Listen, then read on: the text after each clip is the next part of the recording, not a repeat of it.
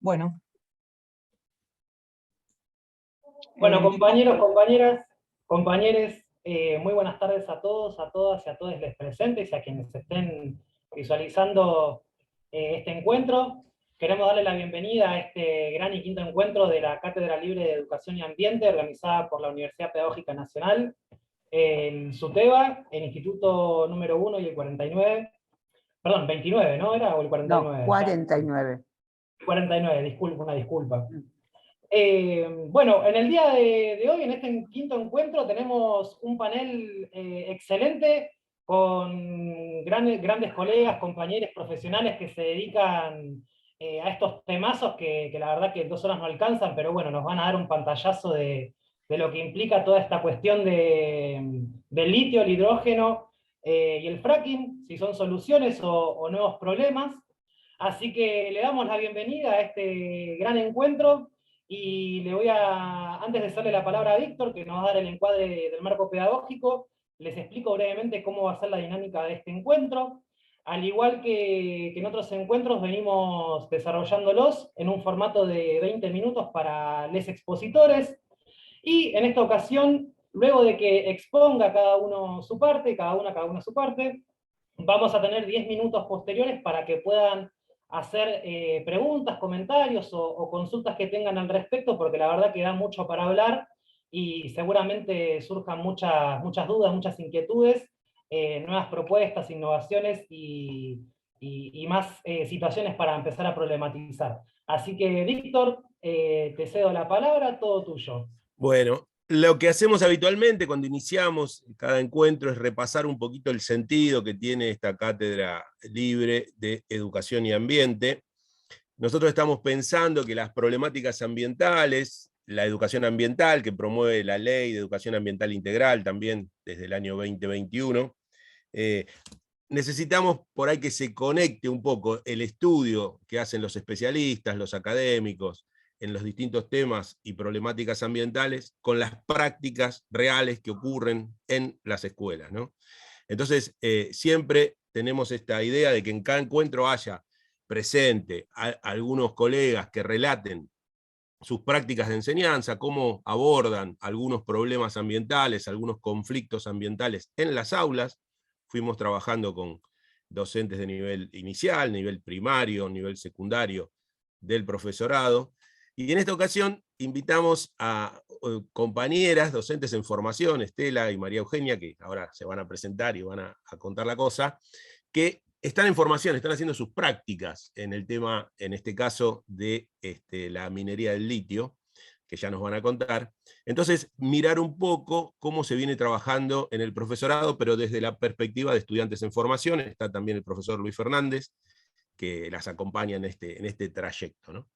Y después contamos con la presencia de especialistas en el tema de litio, de fracking y de hidrógeno verde, que nos van a ayudar a pensar si estas cuestiones que aparecen, que se presentan en los medios, por ahí uno, en el imaginario social aparecen, bueno, como soluciones al problema de la energía, y que a veces se ocultan o se invisibilizan otros aspectos que están detrás y que presentan algunos problemas, y no lo decimos por mala onda, sino porque conocemos un poco la historia de cómo se presentan a veces los avances, entre comillas, tecnológicos, y los impactos que tienen después en los territorios, en la sociedad, y entonces que nos ayuden a pensar esto. Siempre la idea de los encuentros es contar con más herramientas conceptuales, pedagógicas, didácticas, metodológicas, para mejorar nuestras propuestas de enseñanza en educación ambiental, ¿no? Muchas veces tenemos visiones, bueno, cada uno desde su trayectoria formativa, un poco sesgadas, cerradas, digamos, con una visión desde una sola perspectiva, a veces reduccionista, a veces algo ingenua de las cosas, y entonces la ayuda de especialistas, de colegas que nos ayuden a pensar desde otro punto de vista, siempre es buena, y a eso tiende un poco esta cátedra y estos encuentros. Bueno, así que pasamos entonces a las presentaciones, y otra cosa que quiero decir, 2 cositas más. Una, hay un sitio web de la cátedra donde vamos registrando todo lo que va pasando encuentro tras encuentro, donde compartimos los materiales que nos acercan los colegas especialistas, por un lado. así que eso ahora lo vamos a publicar en el chat. Y la otra cuestión es que está disponible el chat para que durante la conversación, si quieren ir haciendo comentarios o preguntas, lo puedan hacer. Además de, como decía Nico, los comentarios que quieran hacer en los momentos, 10 minutitos que hay después de cada presentación. Así que bueno, bienvenidos, bienvenidas y a disfrutar de esta conversación. Muchas gracias, Víctor. Bueno, vamos a arrancar este maravilloso encuentro con las compañeras que recién acaba de presentar brevemente Víctor.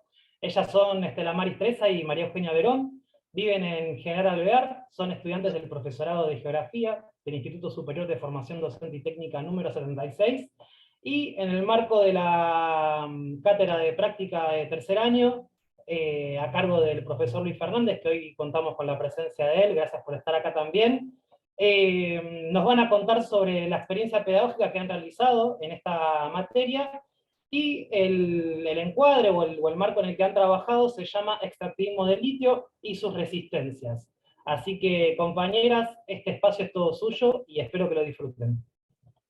Bueno, buenas tardes a todos. Nosotros, bueno, como recién dijo Nico, somos estudiantes de tercer año, del profesorado de Geografía, y la verdad que cuando encaramos las prácticas, a partir de las vacaciones de invierno, nos encontramos con chicos que están súper interesados en el tema, pero que no conocían. Y bueno, como Luis nos mueve un poco con eso, nos moviliza, nos muestra cosas que nosotros tampoco sabíamos y que nos quedamos totalmente sorprendidos, decidimos llevarlos al aula. Así que, Male, si querés poner el power, para ir contando cómo más o menos nosotros armamos nuestras planificaciones, en qué lo englobamos y cómo les vamos mostrando a los chicos los distintos temas. Bueno, el extractivismo del litio, las resistencias. Pasa, Male, si querés, que bueno, es la presentación que hizo Nico. Bueno, nosotros englobamos ahí en la unidad 3 y 4, no damos los temas por separado porque creemos que por ahí los chicos lo toman como temas separados y no los engloban en general, como nosotros queremos que ellos tengan en cuenta que todo se relaciona con todo y que si bien no pasa acá, nos repercute de cierta manera.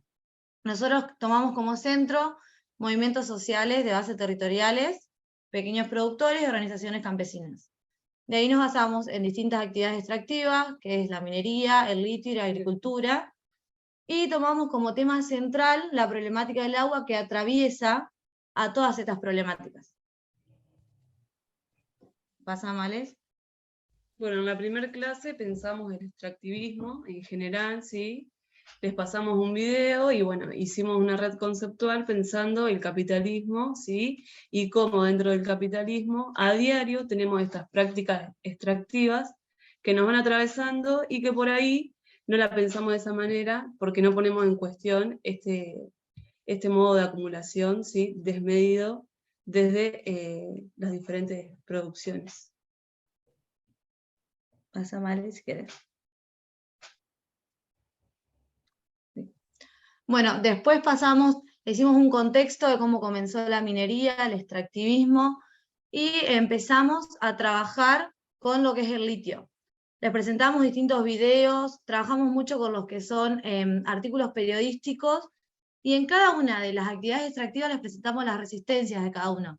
Que no piense que esto queda ahí en la minería y que, no sé, nos quejamos de eso y que no pasa nada, sino que hay gente que sí se está haciendo cargo, que está luchando contra eso, y que por ahí no se muestra tanto en los medios de comunicación. Visibilizar estas diferentes resistencias y movimientos sociales desde estas problemáticas abordadas. Pasa, Male, si querés. Nosotros, como estamos en prácticas y las dos estamos en segundo año, que abarca lo que es América Latina, lo que hicimos es enfocarnos más que nada en el triángulo del litio. Y ahí, bueno, les vamos mostrando distintas perspectivas, cómo el Estado, lo que es Chile, Bolivia y Argentina, toma un rol distinto, ¿no? Y cómo las empresas transnacionales van a involucrarse en eso de menor o mayor medida, dependiendo del Estado y la relación que tenga con él. Pásamale. Bueno, acá es una red que más o menos le presentamos a los chicos, le hemos ido modificando de a poco, y le hemos hecho en construcción con ellos, ¿sí? nos van tirando ideas y más o menos esto es lo que armamos en general con ellos, que tiene que ver, bueno, con lo que es el litio, en dónde está ubicado, que si bien hay más países, es por ahí lo que ellos más hicieron foco, como que lo relacionan más.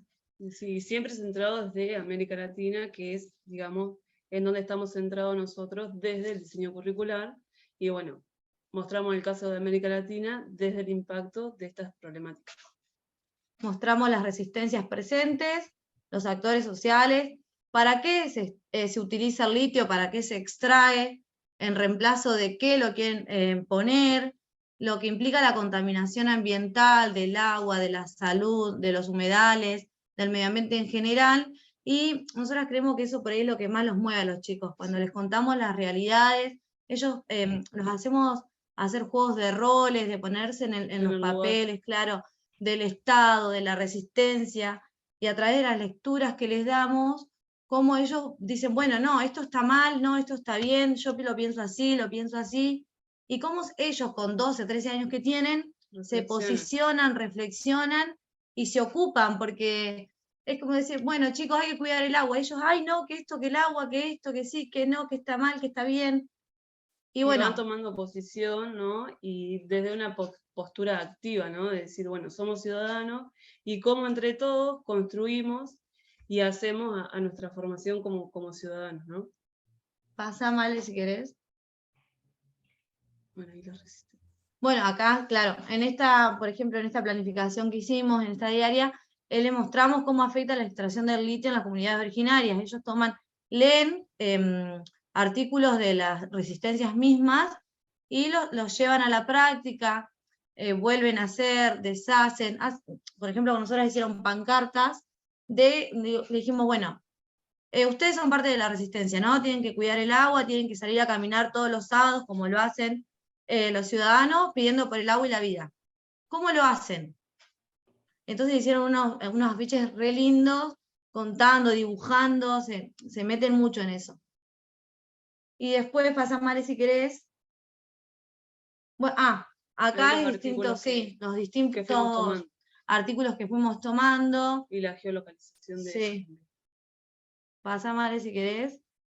Y bueno, como última actividad para cerrar lo del litio, lo que les propusimos, que todavía no dimos esa clase, pero eso ya más o menos saben lo que es hacer un podcast para difundirlo en la radio local acá. Somos poquitos habitantes, tenemos una sola radio, así que bueno, les gustó la idea, de una manera reflexiva, tomar en cuenta, tomar anotaciones con el documental en el nombre del litio, sí, que les re gustó, y bueno, tomar eso y poder hacer una difusión, que no quede nada más entre nosotros y los chicos, sino que se difunda en la sociedad.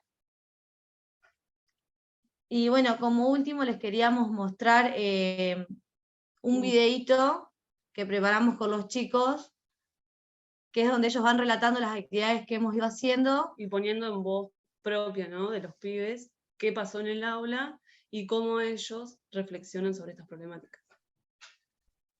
Si lo querés poner, Male. Y mostrando sus carpetas.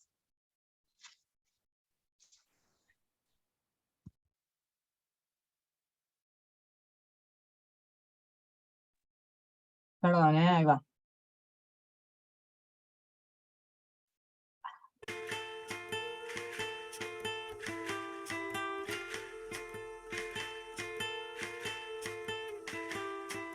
Yo entiendo de la explotación minera que es la forma de explotar los recursos esenciales. Esta explotación genera diversos problemas, ya que la producción es muy agresiva y poco sustentable en el ambiente. El extractivismo es un modo de vida que trata de ir de la mano de la desigualdad, ya que se trata de conseguir mayor riqueza obteniendo recursos naturales que no son regulados, causado así de un efecto negativo en la sociedad y los recursos. La dependencia en los recursos naturales pueden causar una fuerte crisis en la sociedad.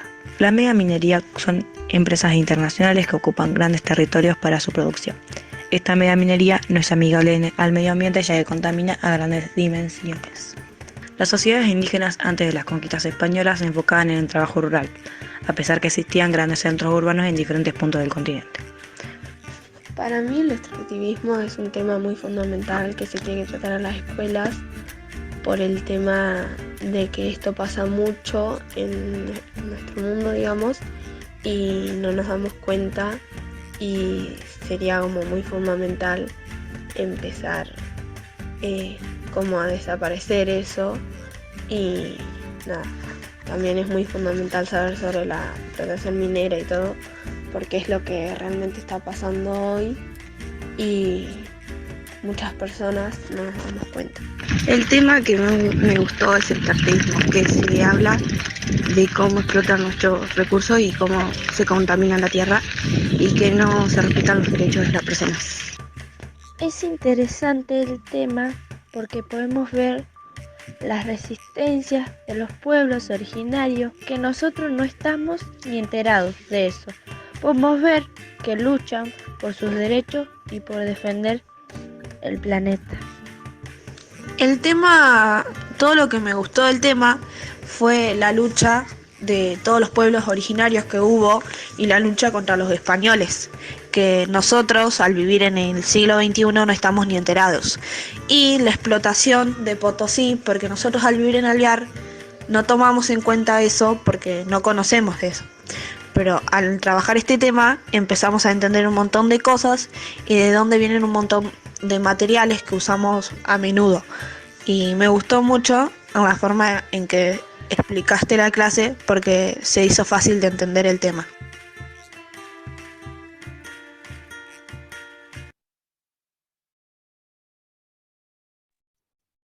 Bueno, hasta acá nos da ternura escuchar a los nuestros chicos. alumnos. Son muy tiernos, tienen una vocecita divina. Qué potente esa planificación y el gran trabajo y el esfuerzo que hay detrás de ustedes, Gracias. con la guía de Luis como docente a cargo de las cátedras. Así que, nada, felicitaciones por ese gran trabajo, y a seguir metiéndole ganas, que la verdad que hacen un trabajo. Felicitaciones, compañeras. Gracias. No sé si hay comentarios. Perdón, o Nico, alguna que te apreciación, corte, alguna pero consulta. yo propongo, por el tema de que Gabriela se tiene que retirar un ratito antes, pasar directamente en este caso a la presentación de Gabriela, y en todo caso las preguntas para las chicas y comentarios los dejamos para después. Más que nada por una cuestión de agenda de Gabriela que nos pidió. Obvio, sí, no hay ningún problema. Bueno, pasamos con Gabriela entonces, la voy a presentar, por supuesto. Gabriela Biciquier nos va a hablar de fracking. Ella es licenciada en Sociología por la UBA, es doctora en Ciencias Sociales por Flaxo Argentina y magíster en Diseño y Gestión de Políticas y Programas Sociales por la misma institución. Actualmente ella se desempeña como investigadora independiente del CONICET y es investigadora y docente de la Universidad Nacional de General Sarmiento. También ha dictado seminarios de posgrado en distintas instituciones académicas en torno a temáticas de las ciencias sociales latinoamericanas, clases y estructura social. Es integrante del grupo de estudios interdisciplinarios sobre la problemática energética, la GESIPE, y sus investigaciones y publicaciones más recientes se centran en la problemática energética y la producción de hidrocarburos no convencionales en vaca muerta, la puja y el conflicto colectivo en torno del impuesto a las ganancias en la Argentina. Así, ¡puf!, me explotó el cerebro con esta presentación. Así que, Gaby, esto es todo tuyo y bueno, te escuchamos atentamente. Bueno, me siento como una cortamambo porque pobres chicas no les pudieron hacer las preguntas porque yo me tengo que ir, pero es para buscar a mi niño, son las tareas del cuidado que, como todos sabemos, ocupan parte de nuestro día, más de la tarde-noche. Y las felicito a las compañeras porque excelente el trabajo, realmente muy, muy bueno. Excelente. Bueno, les agradezco a los colegas, a las colegas, compañeros, compañeras por esta invitación. Bueno, tengo unos 20 minutitos para hablar del fracking como problema o solución. Bueno, yo más que nada creo que habíamos conversado anteriormente de contar brevemente cómo me involucré en esta problemática. Yo hace 5 años ya, bueno, que participo en un grupo de investigación junto a Melissa. Lo conozco mucho, Hernán también, porque con los compañeros de OPSUR nos han abierto las puertas de Neuquén para desarrollar lo que llamamos nosotros nuestro trabajo de campo, y los leemos también con mucha frecuencia por todo lo que han elaborado sobre la temática. Y bueno, hace 5 o 6 años, ya un tiempote atrás, que junto a otro grupo de investigación trabajamos sobre la problemática de la energía en la Argentina, desde una mirada sociopolítica, y es interdisciplinario porque en el grupo somos sociólogos, historiadores, economistas, y licenciados, bueno, politólogos, y me debo olvidar de alguna expertise adicional, pero eso no importa. Bueno, la verdad es que a mí me interesó pensar el problema del fracking o la producción de hidrocarburos no convencionales ya hace varios años, en parte porque fue un estímulo del equipo, no solo pensar en esas energías de transición, sino también en aquellas que utilizamos con más frecuencia, cuáles son los problemas y los conflictos que suceden alrededor de esas energías, como son los hidrocarburos, y en este caso los no convencionales. Yo preparé unos PPT bastante rudimentarios, pero me van a servir como guía para orientar un poco la exposición, porque podría hablar mucho tiempo del tema, o muy poquito, entonces eso me va a permitir ordenarlo. Lo pasan ustedes, y yo les, bueno, si querés pasamos entonces porque yo no les voy a poder pasar.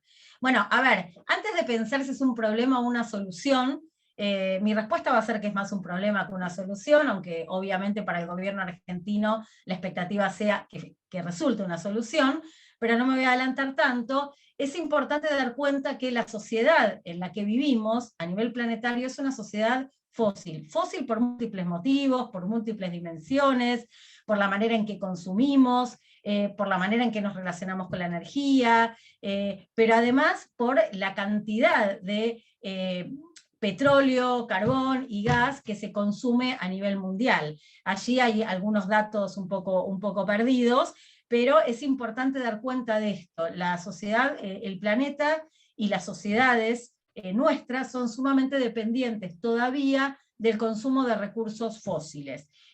Esto para dar un panorama de la importancia que tiene entonces Vaca Muerta para la Argentina, y no solo para la Argentina, sino que puede tener también para nutrir de energía al resto del mundo. Esta es la transición hacia fuentes limpias, renovables, todavía es muy acotada. Hay países que lo están experimentando de una manera más veloz que otros, pero la realidad es que aún estamos en una situación bastante complicada con respecto a poder cambiar nuestras matrices energéticas de los fósiles hacia otras que sean mucho más amigables con el ambiente y no produzcan gases de efecto invernadero, entre otras cuestiones. Bueno, podemos pasar, si quieres, exactamente.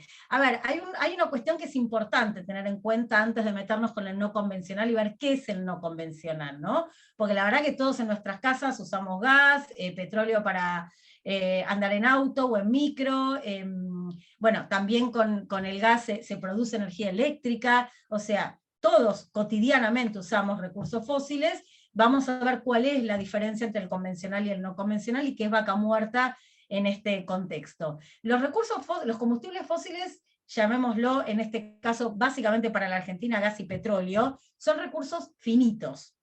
Digo gas y petróleo, que son los que más nos preocupan en la Argentina, ¿no?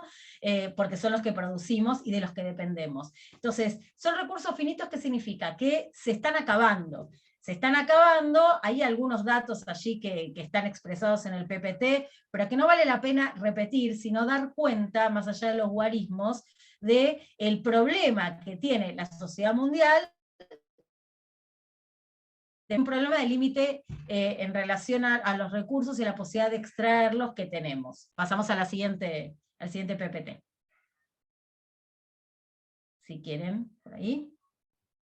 Bueno, entonces, ¿qué es lo que el recurso o el fósil no convencional le ha permitido, bueno, a la Argentina y también en términos de expectativa mundial, planetaria? Bueno, en algún sentido es renovar la experiencia, renovar la esperanza de los países respecto a poder seguir teniendo y accediendo a gas y petróleo. Entonces, estos recursos no convencionales, hidrocarburos no convencionales, gas y petróleo, son vistos como una solución para el abastecimiento de energía, pero además como un esquema de negocios de exportación. Por lo tanto, países como el nuestro, que es el que tiene el desarrollo de Vaca Muerta, que es una experiencia de comercialización de gas y petróleo no convencional de las más importantes en el mundo, pero también en la región, lo que, digamos, genera en los sectores políticos, en el gobierno, en las empresas, pero también, por supuesto, en gran parte de la sociedad civil, es una expectativa de, bueno, vamos a seguir produciendo gas y petróleo y vamos a poder exportarlo. Y si lo exportamos, ¿qué es lo que nos viene como premio? Bueno, dólares, divisas que nuestro país requiere para seguir sosteniendo un esquema de consumo que es sumamente dependiente de la importación de determinados bienes necesarios para continuar con el proceso de manufactura en nuestra economía, ¿no? Porque tenemos una dependencia muy grande de importar productos que vienen de afuera. Para eso necesito dólares. Si exporto gas y petróleo, eso traería dólares a la economía. Pero además hay un punto interesante que aparece en este contexto mundial de la transición energética. El gas se presenta en para distintos gobiernos, para distintos sectores tecnocráticos, para empresarios, como una energía puente. ¿Esto qué significa? Que las energías renovables, o las llamadas energías limpias que provienen del agua, del viento, del sol, son intermitentes, ¿tá? Y no sirven para todos los sectores de actividad y para todos los requerimientos de consumo de la sociedad. Por lo tanto, mientras experimentamos ese proceso de transición y mejoramos las tecnologías de las energías limpias, el gas puede ser un recurso que nos permita, por ejemplo, utilizarlo para la producción, o cuando nos quedamos sin la energía proveniente del sol, del agua, del viento, bueno, tenemos el gas para utilizarlo y proveernos de energía. ¿Y por qué además es una energía puente o también llamada de transición? Porque en términos comparativos, acá también hay algunos guarismos, unos porcentajes, el gas emite porcentualmente menos gases de efecto invernadero en relación al petróleo y mucho menos en relación al carbón. Por lo tanto, el gas emite pero menos. Entonces, mientras experimentamos el proceso de transición, podemos producir gas, podemos consumir gas, porque contamina un poquito menos el ambiente. Y esta es la otra expectativa que se vincula a poder seguir, digamos, extrayendo gas y vendiendo gas al mundo cuando estamos en una etapa y en un contexto de crisis climática y aceleración del calentamiento global. Bueno, podemos pasar de PPT. Bueno, acá hay unos dibujitos raros, pero bueno, bien sirven para mostrar un par de imágenes. ¿Qué diferencia hay entre el hidrocarburo no convencional y el convencional? Bueno, acá hay dos grafiquitos. El hidrocarburo no convencional, el gas y petróleo, es igual que el convencional. Esto es petróleo y gas. Lo que lo diferencia, o lo que diferencia estas fuentes, es el lugar donde están alojados. El dibujito que tiene como piedritas y más flechitas habla de porosidad de las piedras. Esto es, con una extracción, ¿sí?, con una penetración de la roca, yo logro acceder al gas y petróleo de manera fácil, de manera rápida, en términos relativos. Y el gas y el petróleo convencional es lo que durante todo el siglo XX y parte del XXI estamos utilizando para nutrir nuestras matrices energéticas. Por supuesto que estos recursos convencionales son los que se están acabando. Se habla de picos, pero también los picos se discuten. O sea, acá me agarra un experto en energía, y empezamos que los picos, que no los picos, que llegamos, que no llegamos. Bueno, igual no importa si llegamos o no llegamos, porque si seguimos extrayendo y produciendo hidrocarburos como lo estamos haciendo, convencional o no convencional, antes de que lleguen los picos y la finitud, el planeta ya no va a ser habitable. O no de la manera que lo conocemos. Por lo tanto, más que los picos, nos tenemos que empezar a preocupar, y fuertemente, por los efectos que tiene la extracción y producción de fósiles en la crisis climática. Bueno, entonces hay porosidad, se saca rápido, se saca más fácil, con las técnicas convencionales. El otro grafiquito, que tiene como piedritas muchísimo más pegoteadas, habla de la poca porosidad de las piedras en donde se alojan los hidrocarburos no convencionales, ¿sí? ¿Esto qué significa? Que la técnica para poder perforar esa piedra y para poder acceder a ese gas y petróleo es más compleja. Por eso se llaman hidrocarburos de difícil acceso. Entonces, lo que diferencia el convencional y el no convencional es la técnica que utilizo para acceder a estos hidrocarburos, uno es de fácil acceso porque es más poroso, esto sale más rápido, y el otro tengo que romper una piedra mucho más dura y que se encuentra muchas veces a mayor profundidad de la tierra en relación al convencional, y por lo tanto se denomina de difícil acceso. Bueno, ahora podemos pasar a la siguiente. Bueno, acá hay otro grafito más chiquito, pero por lo tanto, el fracking es la técnica de extracción de gas y petróleo en yacimientos no convencionales, y para acceder a esos no convencionales hay que perforar, por lo menos en la formación Vaca Muerta, que es la que se encuentra en la zona norpatagónica, a una profundidad mayor que en otras latitudes. Ustedes saben que el hidrocarburo no convencional empezó a explotarse antes que en Argentina, en Estados Unidos, pionero en la explotación de hidrocarburo no convencional. Avanzó el siglo XXI, acá estamos hablando de que la extracción de hidrocarburo no convencional sucede hace 15 años, 10 años, en la Argentina desde 2012, 11, 12 en adelante, no mucho más que eso. Y como ven acá hay un pozo, hay una perforación vertical, que es la que caracteriza el convencional, es vertical. Ahora, el no convencional tiene otra característica, una perforación vertical, pero después los tubitos, las perforaciones son horizontales. Entonces es como una araña que puede suceder en las profundidades de la Tierra, ¿tá? Y eso es lo que caracteriza también el no convencional. Una arañita, entonces hago un pozo vertical, pero después hago pocitos horizontales, ¿tá? Bueno, y ahí puede ser entre 1000 y 5000 metros de profundidad, eso depende de la formación geológica en la que esté alojado el recurso no convencional. Por eso digo que depende de la geografía, la profundidad de los pozos puede ser mayor o menor, en el caso del no convencional. Bueno, podemos pasar así.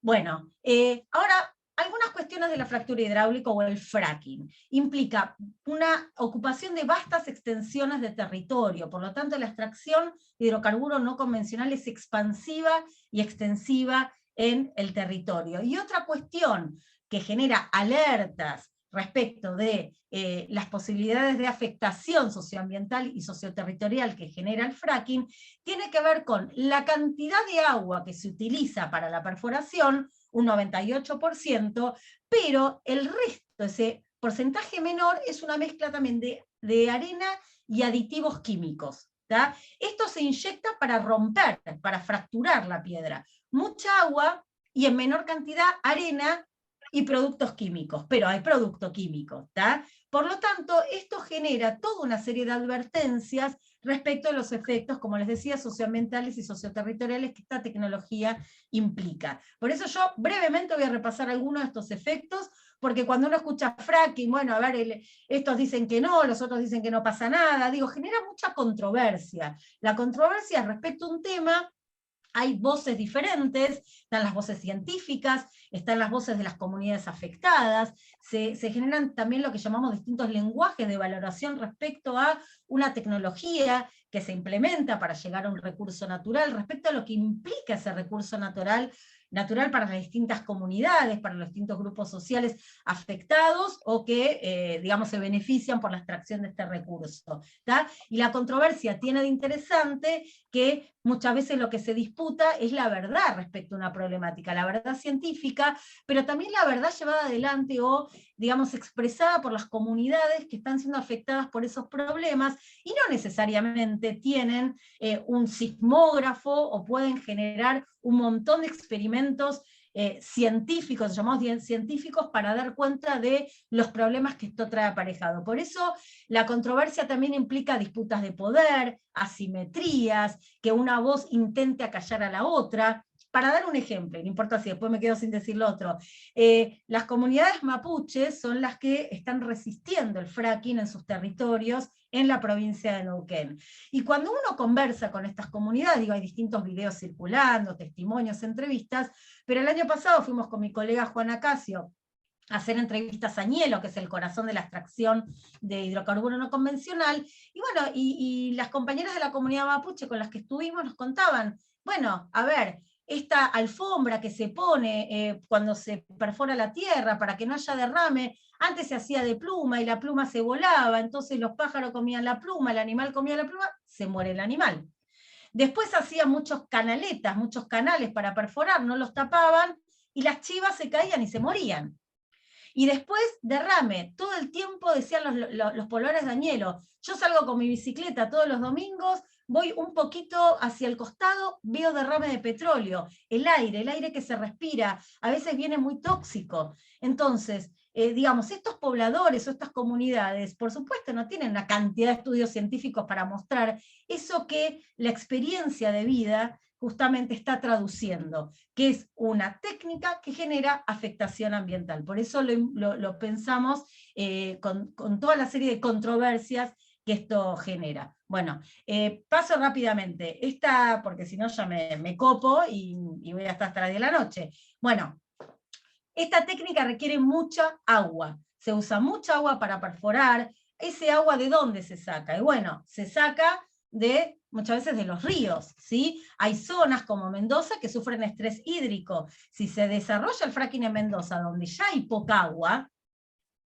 tenemos un problema gravísimo, por eso las resistencias también se despliegan y desarrollan por el uso del agua. Es cantidad de agua que se usa, las napas que pueden contaminarse, porque esos residuos van quedando en el fondo de la tierra, y si bien las empresas manifiestan que los caños son perfectos, que no hay ningún problema, bueno, si no hubiese ningún problema, entonces muchos países europeos no hubieran prohibido el fracking o generado moratorias. Dicen, che, pará, hasta que no probemos si esto realmente puede generar o no problemas ambientales, no perforemos nuestro territorio. Buenísimo, no perforamos Europa, perforamos América Latina. Eso no tiene ningún problema en general. Bueno, ahora Inglaterra quiere hacer fracking porque están sin gas, pero hay ahí una duda razonable porque se puede infiltrar esos tóxicos por las napas de agua. Entonces, agua que se usa, agua que se contamina. Bueno, sigo pasando porque si no, no llego.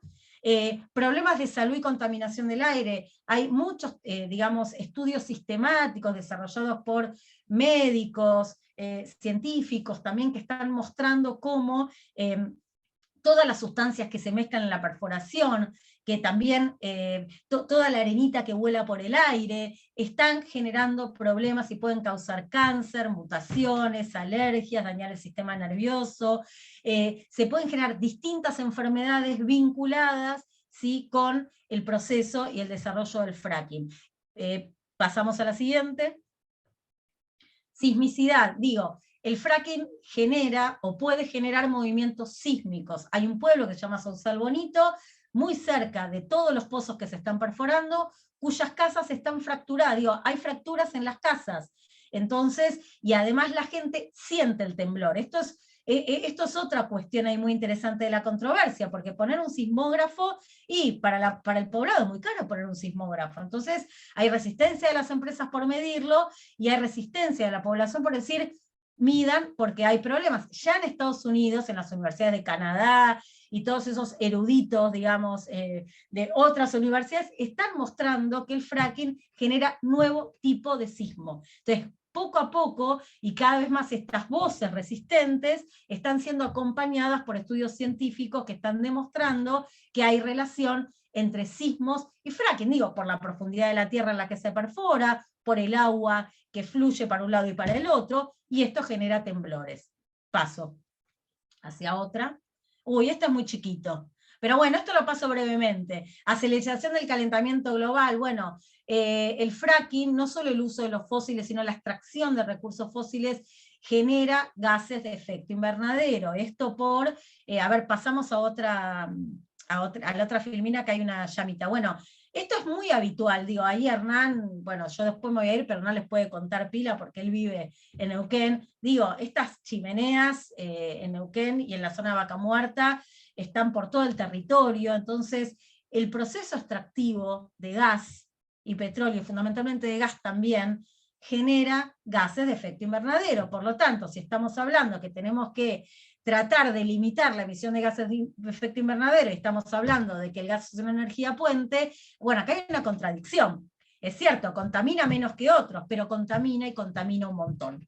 Entonces, los fósiles son la principal fuente de contaminación ambiental, la extracción de gas y petróleo y carbón, y el uso de estos fósiles genera muchísima contaminación. Por lo tanto, hay quienes dicen que Vaca Muerta tiene que dejar de explotarse absolutamente, porque si seguimos explotando Vaca Muerta, no vamos a lograr llegar a los compromisos para disminuir la emisión de gases de efecto invernadero, al cual llegaron todos los líderes, o gran parte de los líderes del planeta. Bueno, y paso uno más. Bueno, acá está Vaca Muerta, digo, como para un mapita, bueno, la zona de gran parte de la zona de Neuquén, Río Negro, un poquito de Mendoza, un poquito de La Pampa, que es una formación geológica de 30.000 metros cuadrados. Paso un poquito más, porque si no me voy a ir del tiempo y hay otros colegas.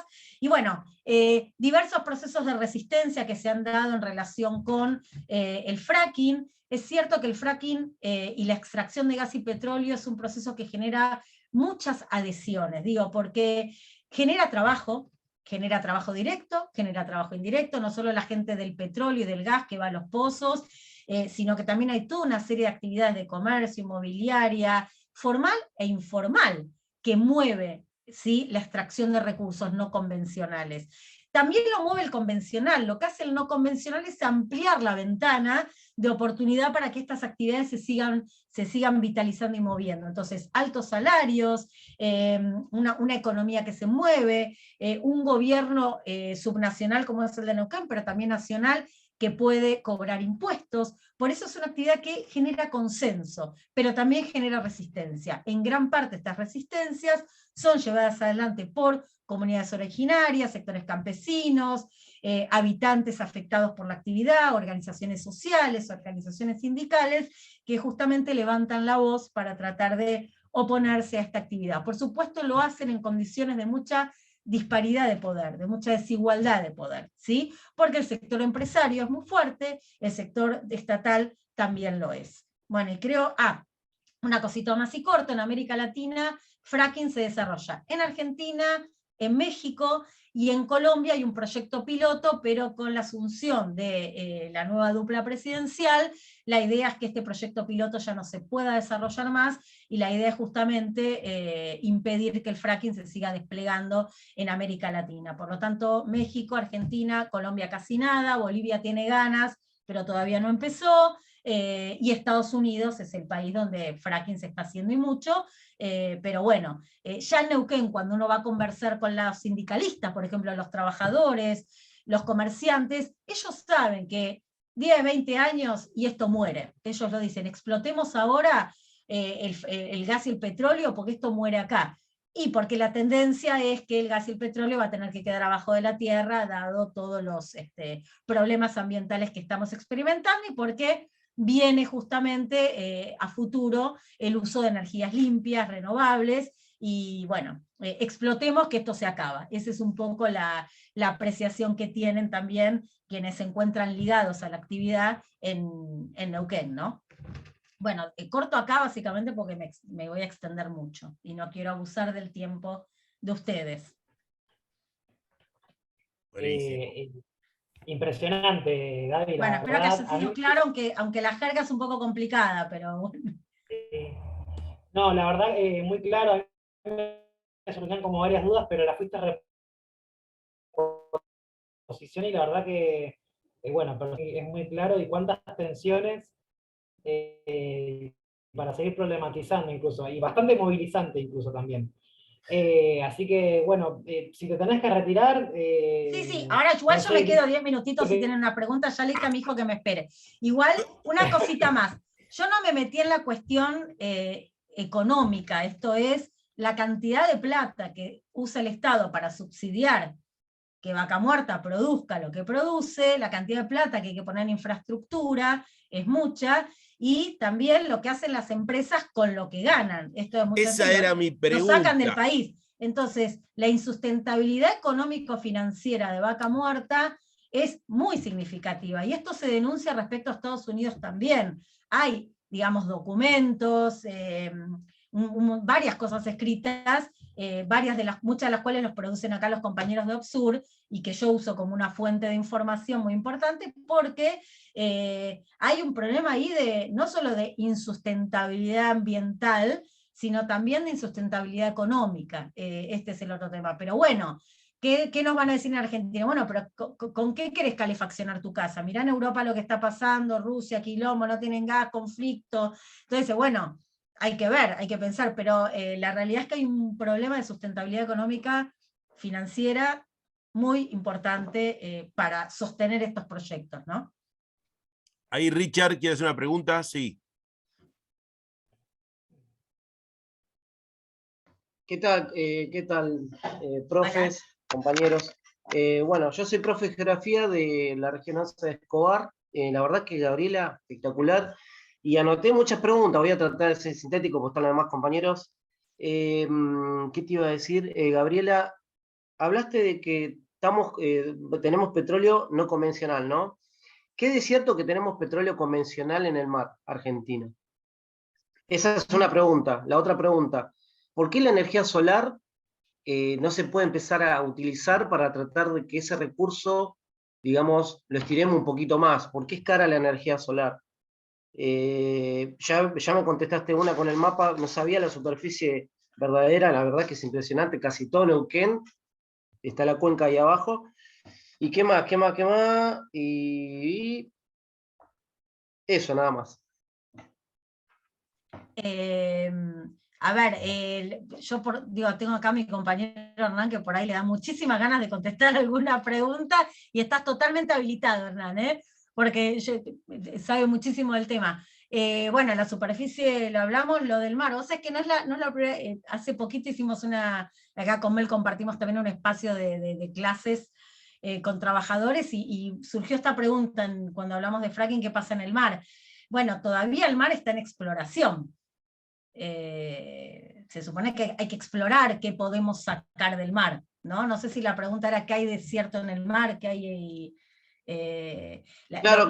En Buenos Aires hubo una discusión ahí, que en Mar del Plata hubo una movida, ¿no? Con el petróleo en el mar, ¿viste? Hay resistencias por el petróleo offshore, digamos. Efectivamente, lo que hay es una etapa de exploración para lograr acceder a ese petróleo y gas que es convencional, no confundamos. En el offshore, lo que se hace en las profundidades del mar, o lejos de la costa, o cerca de la costa, pero en el mar, no es gas y petróleo no convencional, porque convencional o no convencional tiene que ver con el lugar donde está alojado ese recurso. De hecho, Brasil tiene hidrocarburos que llamamos en el presal, digamos, ¿no? Es el famoso presal.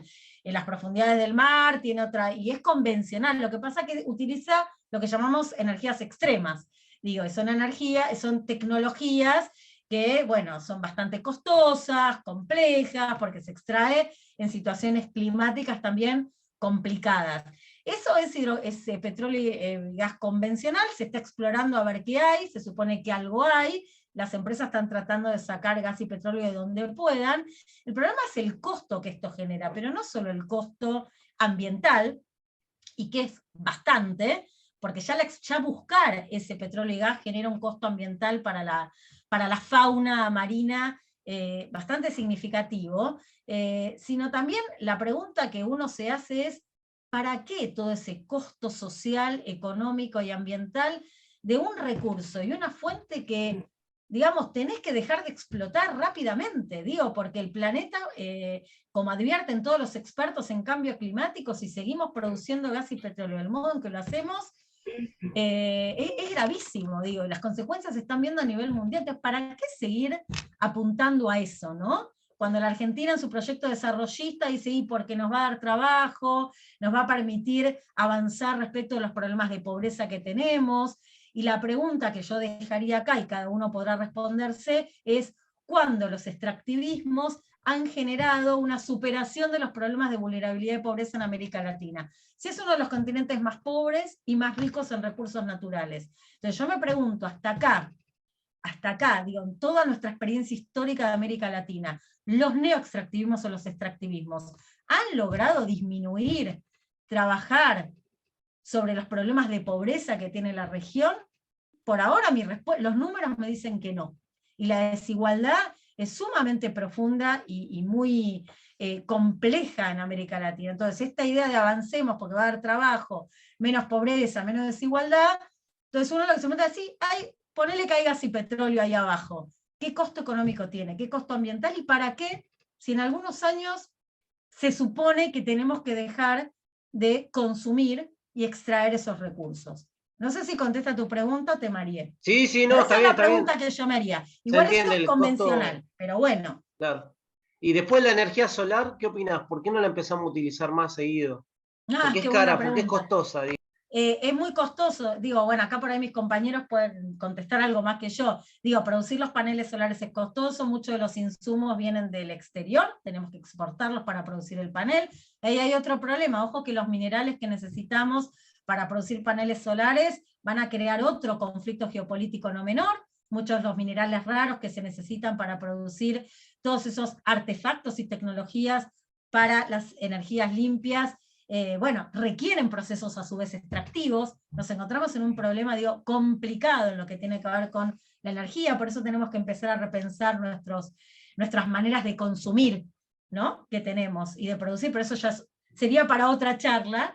Pero bueno, lo que a mí me parece es, sería interesante que los gobiernos justamente tengan una política pública a largo plazo para invertir en este tipo de recursos y pensar en la energía solar, eólica, pero también, pero el otro tema es que hasta ahora esas energías por sí solas no alcanzan para abastecer las necesidades de consumo que tenemos por la intermitencia que tienen.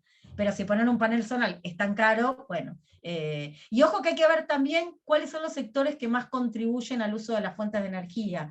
No es necesariamente el hogar. Se usa mucha energía en el transporte.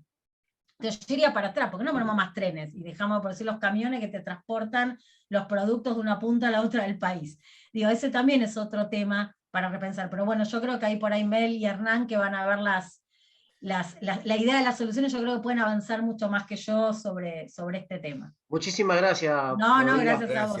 Perdón, Gabriela, retomando esto último que decís, el encuentro pasado, que estuvo Pablo Bertina, claro, ahí lo vieron. Trabajó un poco esto, invito a todos los que no lo hayan visto, que lo miren, porque está grabado ahí en el sitio web, porque se abordó este problema que vos planteás, es decir, no se trata de buscar nuevas formas tecnológicas más sofisticadas para seguir contaminando y calentando el planeta, sino de repensar maneras de consumir menos energía y distribuirla mejor, y eso abre otro problema, digamos, que no es tan técnico, sino más bien o más fuertemente social, ¿no es cierto? Totalmente. Bueno, la verdad, impresionante todo lo que nos contaste, Gabriela, y para seguir hablando y para seguir debatiendo, no sé si te podés quedar 5 minutos más o seguimos avanzando. Por mi parte, te aplauso en nombre de mis compañeros. No, igual yo creo que queda una hora y para que le quede lugar a Hernán y a Mel, porque así los aprovechan, porque es un lujo tenerlos. Y bueno, gracias a ustedes. Y yo en unos minutos me retiro, pero nada, quedo a disposición para cualquier pregunta, duda a futuro, no hay problema. Acá estamos. Muchas gracias. No, gracias a ustedes por la invitación. En unos minutos me voy, pero así siguen mis compañeros y compañeras. Perfecto. Bueno, luego de esta impresionante presentación, ahora seguimos con Melissa Argento. Ella actualmente está viviendo en Rosario. Meli, si podés comentarnos un poco la situación también ahí brevemente de lo que está ocurriendo, también sería interesante para dar conocimiento al público. Melissa es doctora en Ciencias Sociales por la UBA, es becaria postdoctoral del CONICET e investigadora en formación del Instituto de Investigaciones de América Latina y el Caribe, IALC. Máster en Ciencia Política por Flaxo Ecuador y licenciada en Ciencia Política por la Facultad de Ciencia Política y Relaciones Internacionales de la Universidad Nacional de Rosario. Integra diversos equipos colectivos de investigación con proyectos en curso, como el Grupo de Estudios en Geopolítica y Bienes Comunes de la UBA, donde se desempeña su investigación vinculada a los impactos socioambientales de la minería del litio en la Puna Argentina, Bolivia y Chile. Integra el grupo de estudios críticos e interdisciplinarios sobre la problemática energética, dirigido por la doctora María Estela Svampa, y que ha presentado recientemente su trabajo colectivo titulado Transición Energética en América Latina. El Centro de Estudios Comparados y el Centro de Investigaciones Feministas y Estudios de Género, donde co-coordina el área de ecofeminismos y reproducción social. Meli, todo tuyo el espacio, te escuchamos. Hola con todos. Eso me pasa por mandar rápido una descripción y hacerla larga, por no recortarla. Pero en todo caso, gracias por la presentación. Son todos espacios colectivos de trabajo y a veces vale la pena mencionarlos, por supuesto, y también tienen que ver con otros lugares de participación más ligada a las diversas conflictividades socioambientales, redes de ecofeminismos en la provincia de Santa Fe y Entre Ríos, en las que estoy formando parte también. Y como parte de eso, hago parte de todo lo que es la conflictividad ahora respecto del irrespirable aire que vivimos en el Gran Rosario. El Gran Rosario digo porque no solo es la ciudad de Rosario, que la que aparece afectada, sino todas las localidades, ciudades medias y menores, digamos, camino a provincia de Buenos Aires, digamos, sur de la provincia, que realmente, de Santa Fe, que realmente es intolerable lo que estamos viviendo. Tenemos un aire con índice de toxicidad muy por arriba de los niveles más riesgosos para la salud. Estamos viviendo en lluvia de cenizas permanentes. Las medidas que se están planteando después de 2 años que se viene exigiendo que cese este fuego, que paren las quemas, se han caracterizado que son quemas intencionales, que tienen que ver con el mejoramiento de los suelos para la ampliación de la ganadería, para procesos de pampeanización en las zonas del delta, que tiene que ver con toda la transformación de la estructura agraria de nuestro país, a partir de la ampliación de la frontera de la soja transgénica, digamos, y el corrimiento de otras actividades productivas hacia nuevos territorios. Hay caracterizado muchos de los dueños del fuego, como se le pone en los hashtags de las redes sociales, digamos, con los nombres y apellidos, hay juicios en curso, hay muchas demandas respecto de declarar zonas de reserva algunos de estos territorios, pero en definitiva lo que se está caracterizando progresivamente, se está conformando como un problema público, de hecho estoy escribiendo un artículo en donde estoy diciendo esto ahora, ¿no? Es el ecocidio a los humedales, en tanto que este pulmón verde, ¿no? De una ciudad que vive, una región que vive gracias a los reguladores hídricos, los reguladores climáticos, digamos, que tenemos en la región, y al mismo tiempo esta idea del pulmón, ¿no? Como la afectación de nuestros pulmones, ¿no? Entonces, creo que es Eva. Ahí está.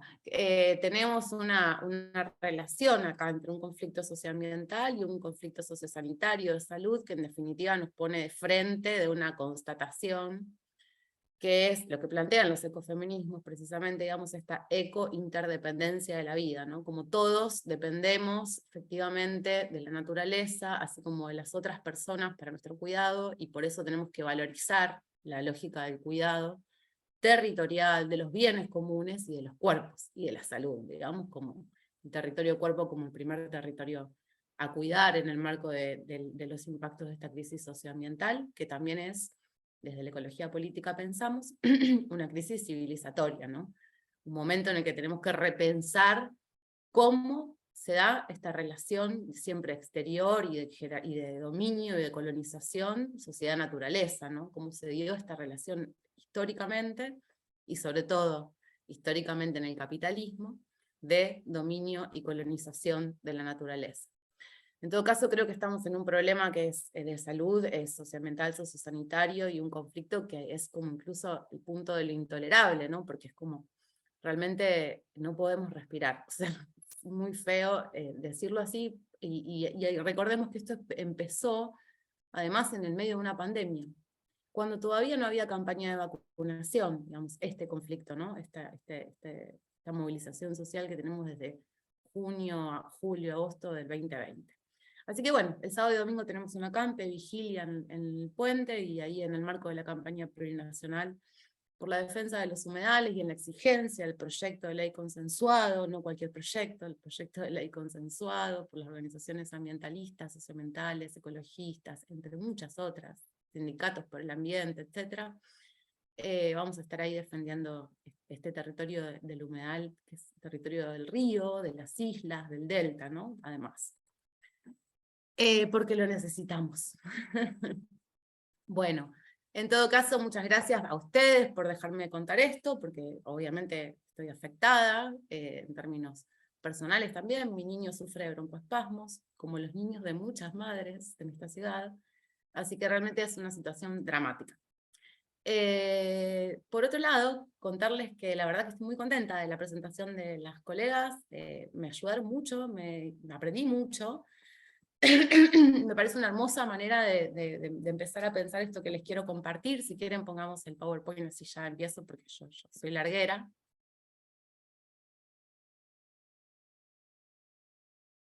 Gracias. Bueno, ahí yo les pongo el título básicamente de lo que quiero hablar, ¿no? O sea, extractivismo del litio en América Latina, falsas soluciones e impactos socioambientales en la acumulación por desfosilización. Es el nombre que le puse, seguimos.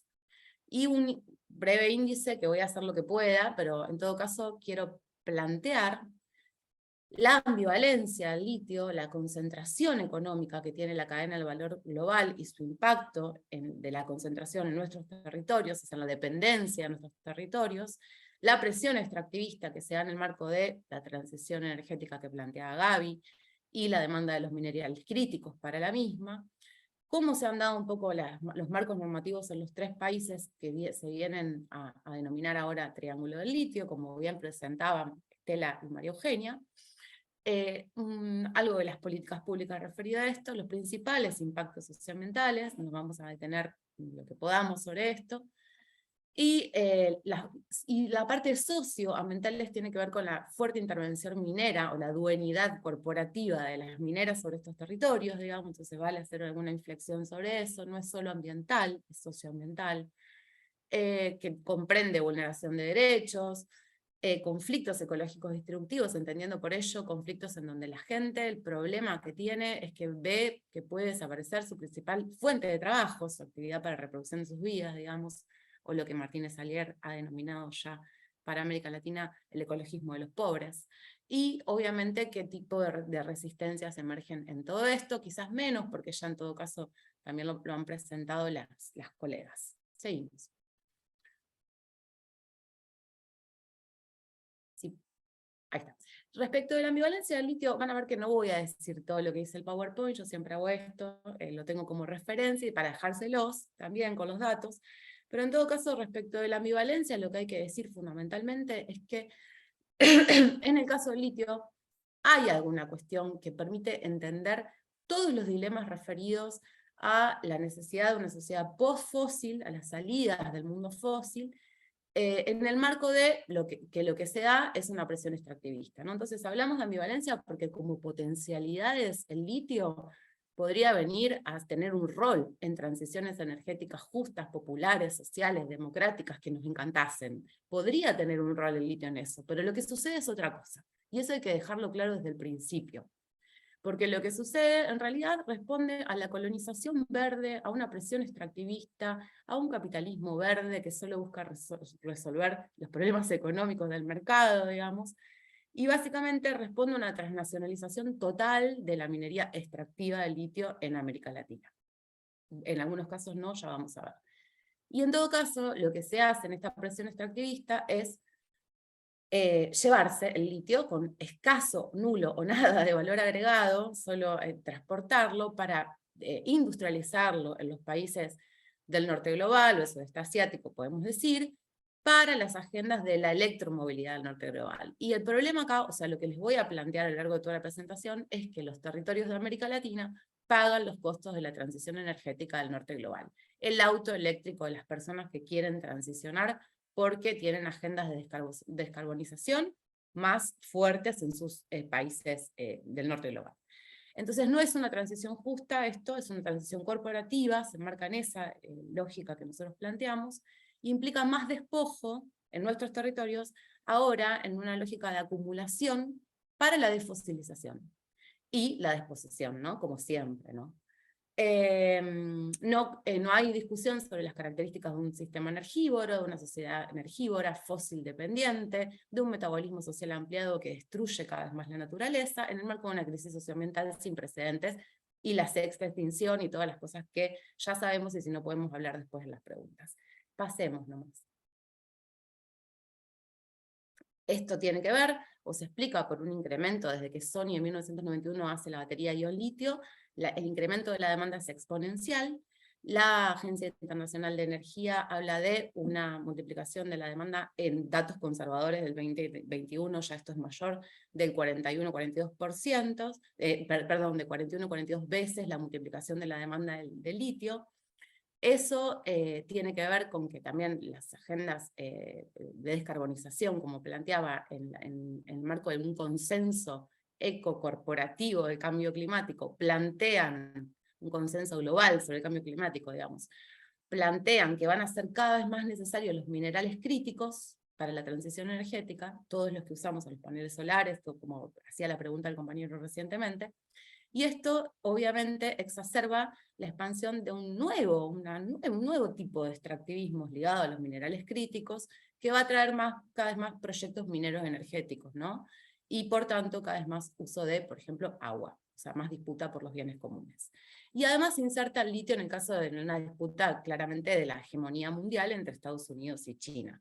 Y en el caso paradigmático vemos el crecimiento exponencial de los autos, de la flota automotriz de autos eléctricos o híbridos, y el traspaso de las flotas automotrices de algunos países centrales, Unión Europea, China, entre otros, ¿no? Seguimos.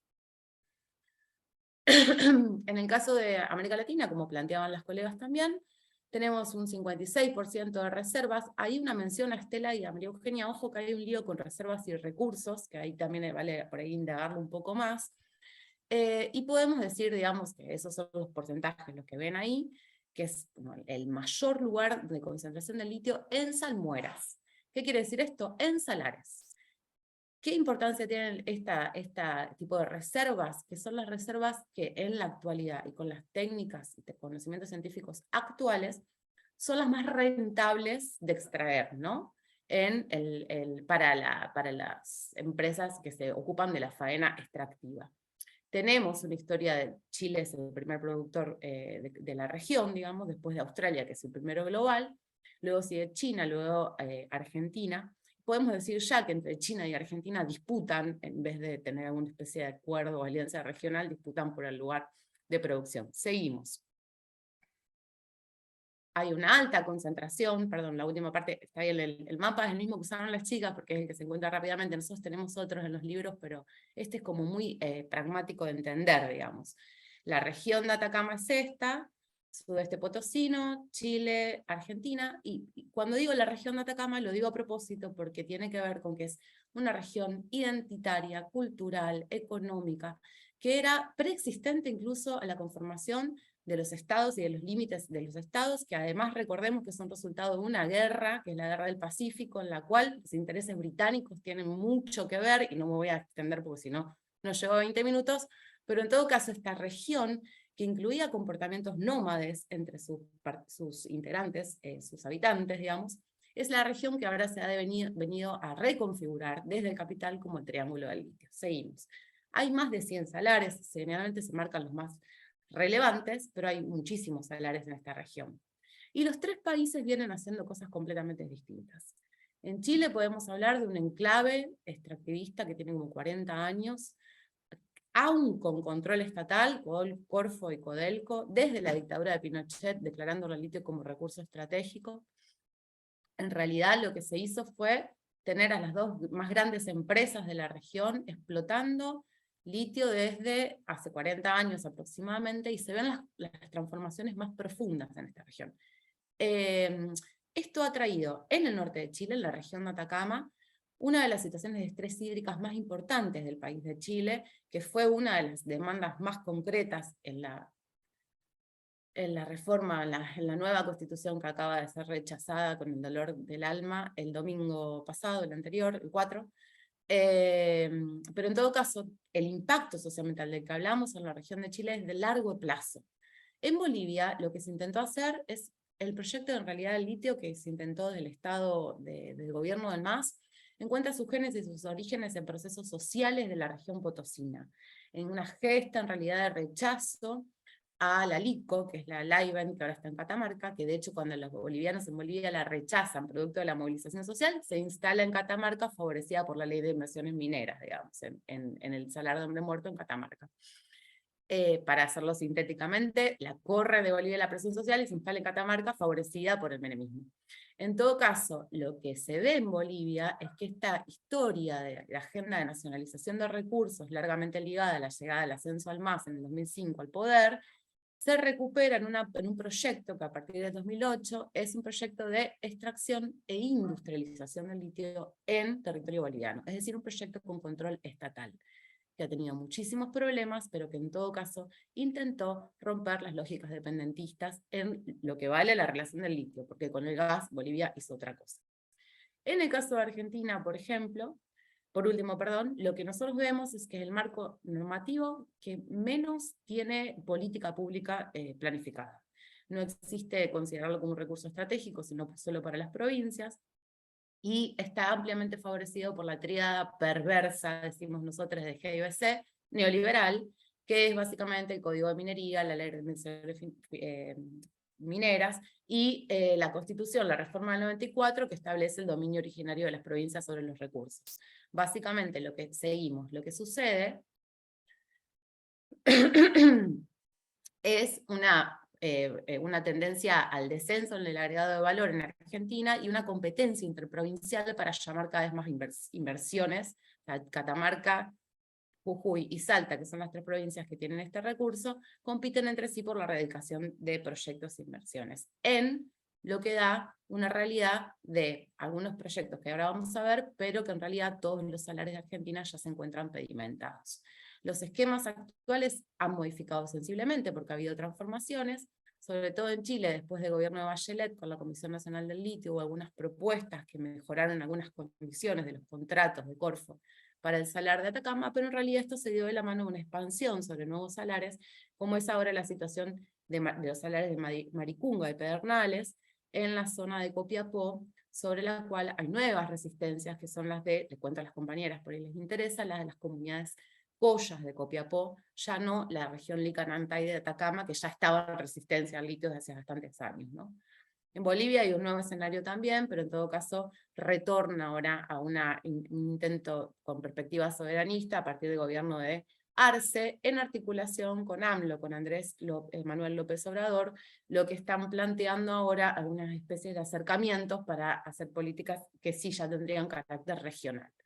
En la Argentina esta competencia interprovincial que les decía, seguimos, porque no voy a tener tiempo, pero en todo caso ha dado como resultado una expansión feroz de más de 50 proyectos en carpeta, 14 de los cuales, entre los más avanzados, discúlpenme que tengo un carraspeo, pasarían, digamos, de las 40.000 toneladas de carbonato de litio, que es la manera de exportarlo, digamos, actuales en exportación, hacia 300 y pico mil de toneladas de carbonato de litio, ¿no? 14 de esos 50 proyectos. Esas son las intenciones. Y lo que vemos en Argentina, que venimos diciendo hace bastante tiempo de GIBC, y también desde GECIPE, tiene que ver con un descenso incluso en el agregado de valor. Una política anuncista respecto de la industrialización, la electromovilidad, los memorándum y la mar en coche, perdonen la expresión, pero en rigor un descenso en el agregado de valor que se puede ver en las ampliaciones del AIVENT en Catamarca, en las ampliaciones proyectadas para Sales de Jujuy, que es el segundo proyecto en el Salario Laros y Cauchari en Jujuy, e incluso nuevos proyectos que ya ni siquiera buscan el grado pureza del litio para la batería, sino el grado técnico que se le dice para industrializar, para llevarlo al grado pureza en otro lugar, o exportan, el caso Salta, Mina Janak, litio en solución, que es directamente la salmuera. La salmuera, pero vamos a ver qué. Seguimos. Bueno, esos son los otros proyectos consolidados, se los dejaba ahí como información, son un montón, son 50, pero seguimos. Y lo que tiene que ver con la cadena de valor global, es lo que voy a decir nomás de esto, es que es altamente concentrada, aguas arriba como aguas abajo, es decir, en la faena extractiva como hacia la conformación de la batería, y más aún para obviamente la de los autos eléctricos. Tiene que ver con la disputa hegemónica de Estados Unidos y China, pongamos por ejemplo Tesla y BYD, digamos, pero no solamente, con la de las baterías, con la de las patentes y conocimientos de las técnicas extractivas, y nosotros venimos siguiendo esto a partir del trabajo de Ariel Slipak, un compañero de trabajo, que de hecho hemos denominado la geopolítica del cátodo, que refiere a la cantidad de discusiones que se dan en el marco de las investigaciones científicas en uno de los elementos de la batería, que es el componente más central, que es el cátodo, digamos. Pero en todo caso, esta concentración es la que impacta en nuestros territorios, porque hay una especificidad en ella, que es que muchos de los capitales e inversiones de baterías y de incluso de electromovilidad, se articulan ya en la faena extractiva para asegurarse el recurso. Seguimos. Bueno, esas son imágenes, Argentina, la Arabia Saudita del litio, el oro blanco, todos los imaginarios, estos son todas de 2017, viejísimas, imagínense. Igual ya a partir de 2010 la podíamos ver, seguimos. Esas Salinas Grandes, yo siempre pongo esta imagen porque de todos los salares que conozco, que son muchos por suerte, es el que más me gusta, es una zona muy hermosa, es muy turística además, y eso ha dado una conformación específica de esa resistencia de las 33 comunidades de Salinas Grandes y Laguna Guayatayoc. Seguimos con las imágenes, son rápidas.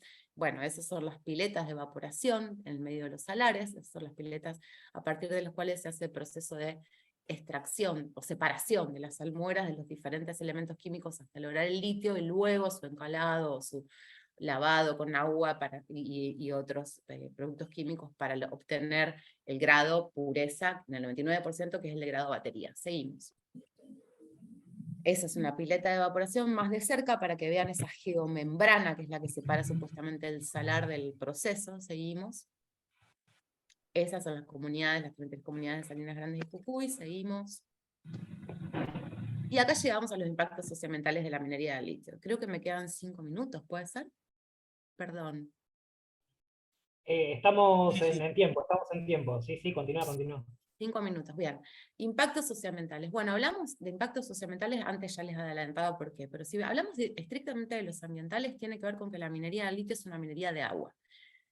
Es una minería de agua en ecosistemas frágiles, en ecosistemas caracterizados por las sequías, las alturas, la aridez, la puna, ¿no? O sea, estamos hablando de cuencas endorreicas, que son las cuencas acuíferas que están por debajo de los salares y que articulan un territorio que podríamos definir como hidrosocial, digamos, que está caracterizado por un ciclo lento, lentísimo, diríamos, de la circulación de las aguas, porque no entran afluentes externos, sino por evaporación o por precipitaciones, que además son muy escasas, digamos, y en determinadas temporadas. Básicamente, la técnica de la extracción de litio consiste en el bombeo de las salmueras en pozos que pueden ir desde 70 hasta 400, creo que lo tengo anotado en la próxima filmina, no me acuerdo bien, discúlpenme, metros de profundidad, y eso tiene profundos impactos sobre el ciclo hídrico de esas cuencas endorreicas, ¿sí? Que son cuencas cerradas. Ahora vamos a ver bien cuál, pero en todo caso, los usos del agua son muchísimos en estos territorios.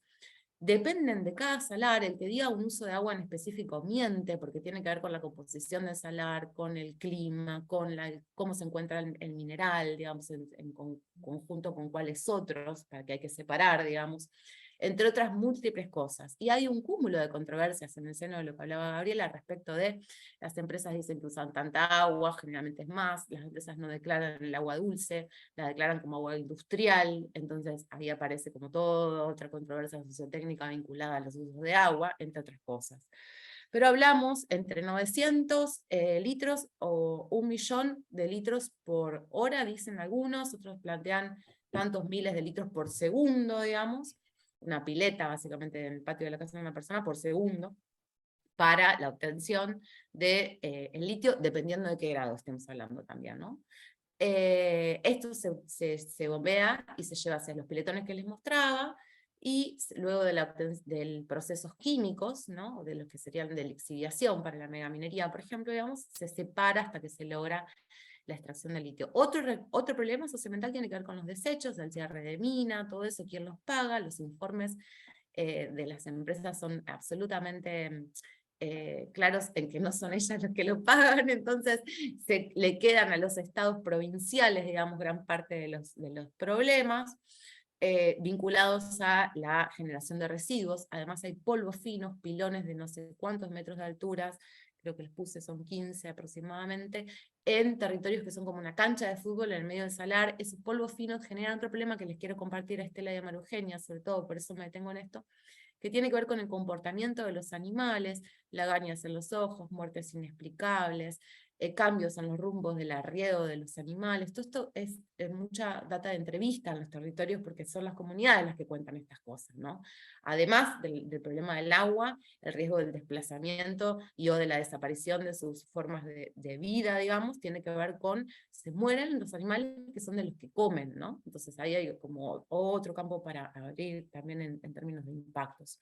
Y esto es el problema central, la rivalidad del uso industrial del agua en territorios donde es un consumo escaso, que se gestiona y usa colectivamente, donde las comunidades se sitúan colectivamente usando el acceso común al agua, digamos, y en donde efectivamente los riesgos que hay tienen que ver con la sequía de los ojos de aguas aguadas, de los cuales beben los animales, ¿no? de la población campesina, de una economía campesina de autoabastecimiento aparte.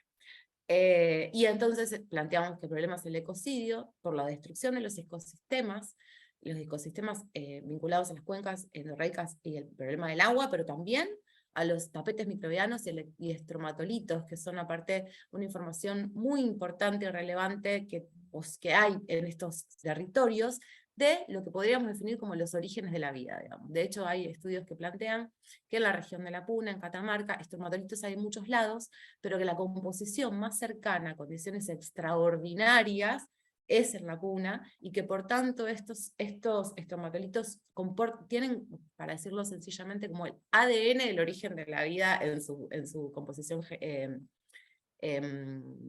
y que hay que estudiarlos, ¿no? Y no destruirlos en una minería de litio. Bueno, y en todo caso también, obviamente, la destrucción de las formas de vida, de las culturas, y el desplazamiento de poblaciones en estos que son territorios de sacrificio. Seguimos.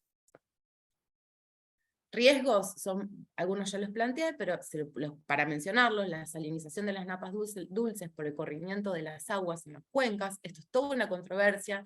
Los informes de impacto ambiental dicen no hay corrimiento de aguas, no se conectan las cuencas.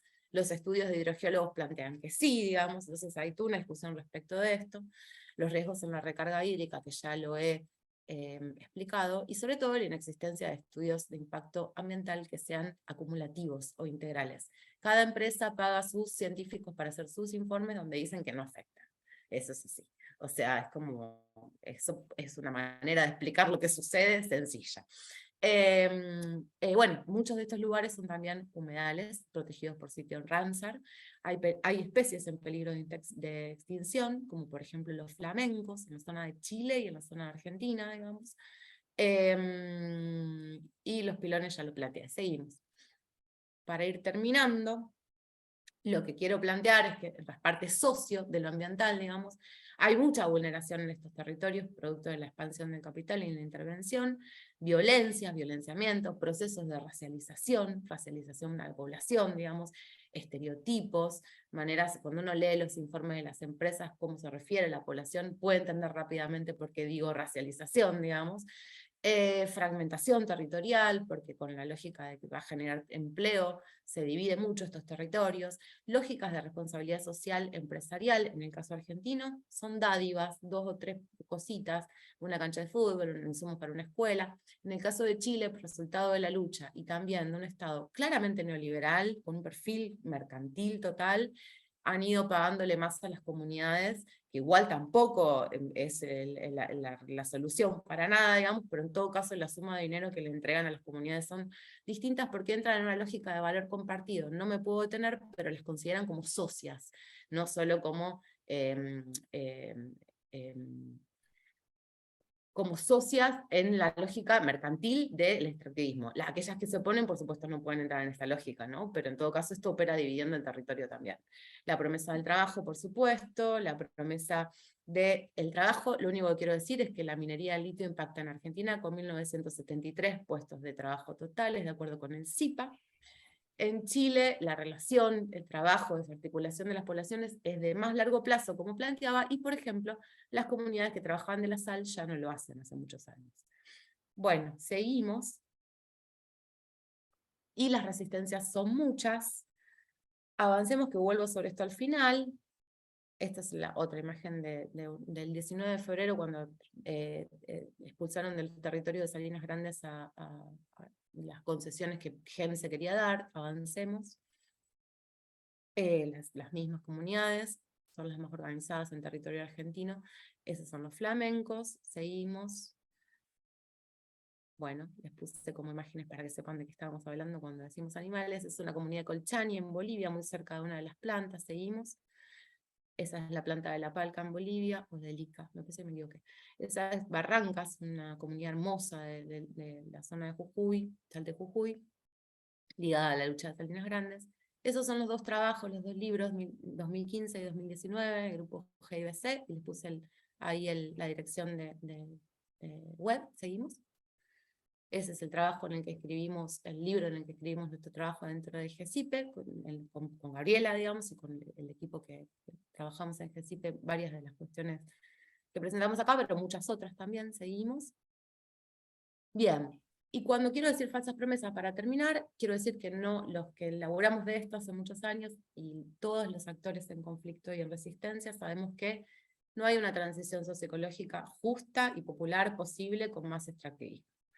Las comunidades de nuestros territorios, que son las comunidades, las 33 comunidades de Salinas Grandes y Laguna Guayatayoque, Salta y Jujuy, las comunidades que se oponen en el territorio de Larós, Cauchari, en Susques, en Jujuy, en oposición a las que ya han cerrado, han dado su licencia social, y en disputa también, digamos, pero las que se oponen, las comunidades de Antofagasta de la Sierra que tienen la minería de litio y denuncian la sequía de la vega del río Trapiche, porque suministró agua a la Laivent, y denuncian que ahora quieren hacerle un nuevo acueducto desde un nuevo río, el río Los Patos, digamos, y que denuncian que en todo caso la gestión del gobierno político de Catamarca ya es necropolítica, digamos, porque le da más agua a una empresa que seca un río, ¿no? Entonces es una situación dramática también, al igual que la del norte de Chile. Las comunidades que se organizaron, Peine, Toconao, Socaire, que luego se organizaron en el Consejo de Pueblos Atacameños, en Chile, en la región norte de Chile, para exigir, por lo menos, digamos, mejores relaciones de los campamentos mineros que ya tenían en sus territorios, campamentos mineros con casino en territorios, dentro de las comunidades, en comunidades que abajo tienen agua que no es de ellas, es de las empresas, porque en Chile el agua está privatizada, digamos, y va a seguir estándolo, lamentablemente, por momento. Con organizaciones de segundo grado, como Pucará, que es la Asamblea de los Pueblos de Catamarca, atacameños, organizaciones ambientalistas que defienden humedales, la cuestión de los flamencos, como Yuchan, Fundación Humedales, FARN, y equipos de militancia socioambiental y equipos de científicos. Todos estos planteamos esto referido a las falsas promesas. Creo que termina. Muchas gracias, Meli. La verdad, increíble también toda la presentación y muy interesante el planteo de la problemática socioambiental. Antes de continuar, porque ya estamos en horario, vamos a proceder con los 10 minutos que tendría para el espacio de preguntas y comentarios. Compañeros, les pedimos que aquellos que quieren hacer algún aporte, alguna pregunta, lo pueden hacer por el chat mismo que tenemos acá en el Zoom, o para quienes nos ven en este momento de docentes conectados, y después podemos recopilar todo lo que quieran aportar o consultar. Vamos a seguir con Hernán, que también nos va a hablar, en este caso, sobre hidrógeno verde. Hernán Escandizo es periodista, es investigador y miembro fundador del Observatorio Petrolero Sur, desde el 2008 al presente. Es editor de la revista Fractura Expuesta de OBSUR y fue coordinador de Oilwatch Latinoamérica desde el 2014 al 2019 y actualmente vive en Neuquén. Hernán, todo este espacio es tuyo, te escuchamos atentamente. Bueno, buenas tardes, buenas noches a todas y todos. Muchas gracias por la invitación. Nada, después de la presentación de Estela y de María Eugenia, me quedé pensando qué lindo hubiera sido tener unas profes así en mi secundario.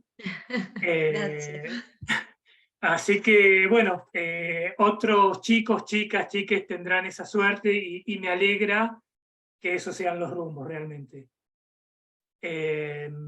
Bueno, a ver, un breve comentario nomás de qué es el Observatorio Petrolero Sur. El Observatorio Petrolero Sur es un espacio que formamos personas que venimos de diferentes disciplinas, ninguna es técnica, ingeniera, sino que venimos o del periodismo, de militancias, de las ciencias sociales, y tomamos el desafío de entender los procesos energéticos, los procesos técnicos, para discutir la energía, porque entendemos que es, bueno, no es que nosotros descubrimos la pólvora, la energía es central en nuestras vidas, en nuestra calidad de vida, y no podemos dejar que solamente la discusión pase por aspectos técnicos, tecnológicos, porque el componente social es muy importante. Entonces, cuando recién empezamos con las actividades del observatorio y nos presentaban muchas veces, había gente que en su mejor intención decía, bueno, ahora va a tomar la palabra el ingeniero Hernán Escandizo. Le decíamos, no, periodista de oficio, y está muy bien así, no es que tenga que ser un espacio para que discutan ingenieros, ingenieras, incluso en este ámbito, ¿no? Pensar propuestas pedagógicas para discutir la energía desde la historia, desde la sociología, es decir, de las ciencias sociales, cómo los diferentes accesos a la energía fueron cambiando los modos de producción, los modos de acumulación, la calidad de vida, también desde bueno, las ciencias naturales, desde la química. Es como que es muy amplio poder hablar de la energía, y en esto que decía recién de cómo el acceso a la energía determina o tiene un vínculo muy, muy importante con los modos de producción y de acumulación. Bueno, cuando antes hablaba Gabriela y contaba esto del fracking, ¿no? Y esta cosa de las energías extremas, de que cada vez se invierte más energía para generar energía con mayores riesgos. Bueno, la sociedad que hoy conocemos, con todos sus bemoles, con todos sus pros y sus contras, el desarrollo capitalista, la globalización, no hubiera sido posible sin el petróleo. Para ser más exacto, sin los combustibles fósiles, en principio, con todo lo que significó el carbón para la revolución industrial, pero después todo lo que tiene que ver con el petróleo en sí, por la tasa de retorno energético, es decir, por cuánta energía invierto para generar energía, cómo se multiplicaba el petróleo en un primer momento cuando era de muy fácil extracción. Entonces, el empezar a utilizar el petróleo como un energético, y con lo que tuvo que ver los motores de combustión interna y demás, hicieron que, bueno, todo lo que es el transporte se acortaran distancias, que el comercio internacional fluyera de una manera, que las migraciones fluyeran de una manera, y todo lo que es el desarrollo industrial. Entonces, cuando uno ve la crisis planetaria que estamos viviendo, la crisis climática, y se dice, pero ¿por qué seguimos apostando por los hidrocarburos, por los combustibles fósiles, cuando son uno de los principales responsables de esta crisis? Bueno, la respuesta es que hasta ahora para el modelo capitalista no hay un sustituto energético con las mismas cualidades de los hidrocarburos. No solamente la densidad energética de los hidrocarburos, sino otra característica que tienen, que es la posibilidad de acumulación y transporte, almacenamiento y transporte. Eso lo hace, con respecto a las otras fuentes, son cualidades distintivas. ¿Qué tiene que ver esto con el hidrógeno? Bueno, el hidrógeno que se obtiene de diferentes fuentes, puede ser a través de la reforma de gas mezclado con vapor, el gas natural mezclado con vapor, y se puede obtener hidrógeno azul o gris. No es que tenga color el hidrógeno, sino que en ese proceso hay emisiones de dióxido de carbono. Entonces, si esas emisiones se controlan o no, varía el color. El gris es el malo, el azul es el bueno de la película dentro de la versión fósil.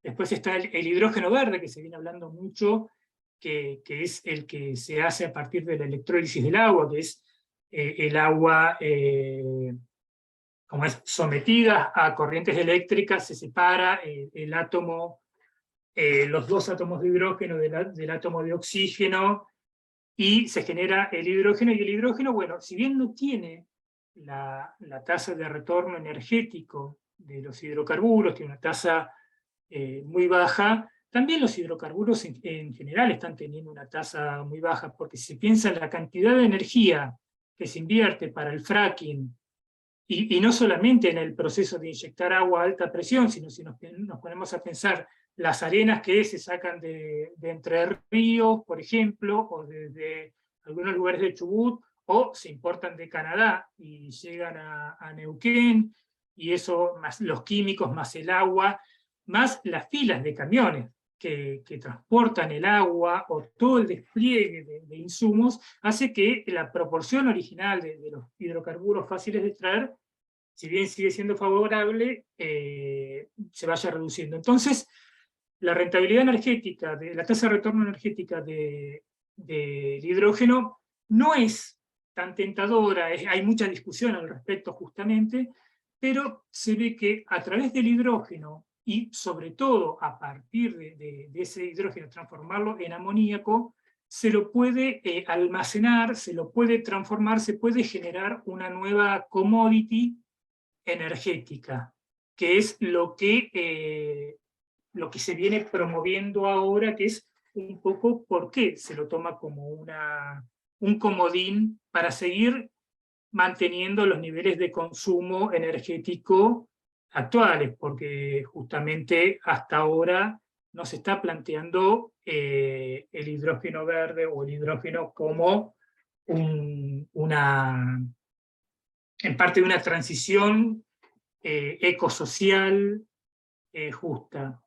Este boom que estamos viendo en la Argentina actual y en el mundo no es el primer boom del hidrógeno que hay. Hubo otros, algunos más cercanos a principios de este siglo, lo que pasa que, y sobre todo impulsados por Estados Unidos y en esto de construir otra geopolítica de la energía, y bueno, la irrupción del fracking y esta ampliación de la frontera de los fósiles hizo que se desestimara, y ahora nuevamente vuelven a tener un auge que puede sostenerse en el tiempo o puede caer como cayó aquella vez. También mucho de todo esto tiene que ver con especulaciones, ¿no? A ver, vamos a hablar un poco de las ventajas del hidrógeno. Y sí, las ventajas del hidrógeno, sobre todo del hidrógeno verde, para algo que se venía comentando en las otras exposiciones, que tiene que ver mucho con lo que planteaba también Mel, de que bueno, las fuentes renovables, sobre todo lo que tiene que ver con eólica y solar, el problema es la falta de continuidad de esas fuentes, no son fuentes firmes, como los hidrocarburos y la generación termoeléctrica, por ejemplo.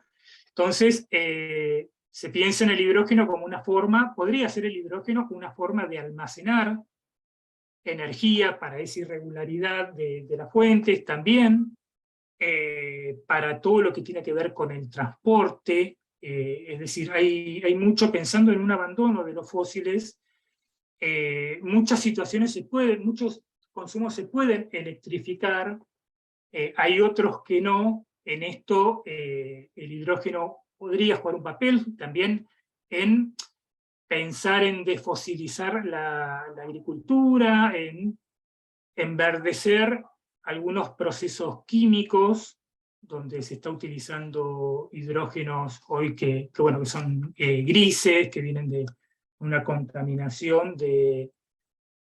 bueno, porque no hay una captura de dióxido de carbono y demás.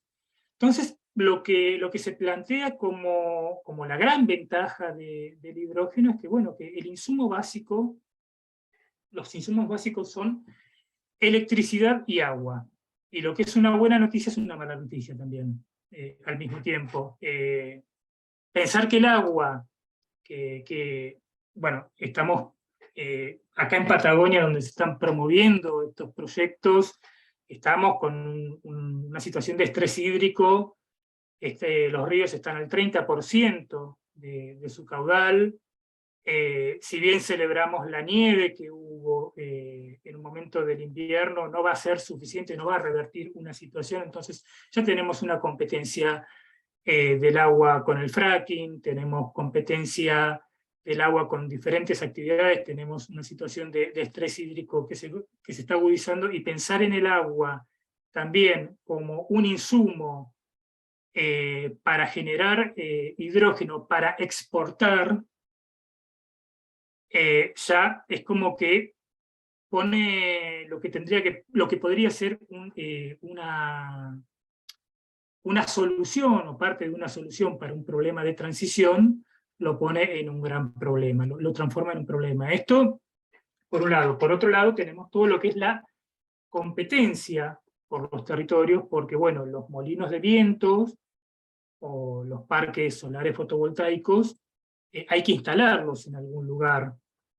Y esos lugares no son lugares vacíos. Pueden ser tierras fiscales, pero una tierra fiscal no es una tierra vacía, es una tierra que el Estado no le reconoció la ocupación y la titularidad individual o colectiva a familias campesinas o a comunidades de pueblos originarios. Entonces, la ocupación de estos espacios para emplazar molinos de viento o parques solares fotovoltaicos alteran un uso del territorio, alteran economías, tienen un impacto que es muy fuerte. Incluso acá en Neuquén tenemos, por ejemplo, el caso de un parque eólico que es Vientos Neuquinos, que se inauguró, está cerca de Piedra del Águila, camino a Bariloche, que es un parque de 100 megas de potencia instalada, y que se le llevó el campo de invernada a la familia Cárdenas Rañileo, una familia que hace más de 100 años que habita ese lugar, que se dedica a la cría de ganado, y que un día se enteró que su espacio había sido favorecido cuando se hizo el mapa eólico de la provincia, bueno, de los lugares ventajosos, y le voltearon el alambrado, se metieron, le instalaron 29 aerogeneradores, que esa energía va al interconectado nacional, es decir, red de alta tensión, no le baja ni un cable a esta gente tampoco, ni eso, y toda esa energía que se genera va al programa Mater, que es de privado a privado, de generadores a grandes consumidores, es decir, una perspectiva totalmente corporativa. Bueno, esa situación son situaciones que no son teóricas, que no estamos haciendo futurismo con estas conflictividades, porque el proyecto que más se ha promocionado es el de la empresa Fortescue en Río Negro, una empresa australiana, que se conoció a fines del año pasado, y por ejemplo, una de las ventajas o una de las cuestiones por las que se instaló en la provincia de Río Negro es porque se le cedieron tierras fiscales, 650 para instalar la planta y demás, y 625.000 hectáreas por 75 años, es decir, primero por un periodo de 50 años, y a renovar por otros 25 más, para esas tierras, para explorar la posibilidad de instalación de parques eólicos. Son territorios tradicionales mapuche-tehuelche, está la meseta de Somoncura, que es un área natural protegida, y demás. Entonces, ya sin haberse puesto un molino, eso generó una conflictividad, hubo movilización de las comunidades mapuche-tehuelche. Entonces, nada, son las situaciones que se vienen dando. Después, si bien este caso de Río Negro es uno de los más conocidos en la provincia de Jujuy, se viene hablando también de la generación de hidrógeno verde, y Mel antes hablaba justamente de los problemas que hay de acceso al agua, de abastecimiento de agua, el impacto que tiene toda la minería de litio, de estas cuencas endorreicas que tienen una reposición muy lenta, y se utilizaría agua fósil para generar hidrógeno verde. Entonces, también el desatino, por decirlo de alguna manera muy, muy naif, que es pensar en estos proyectos en esta escala.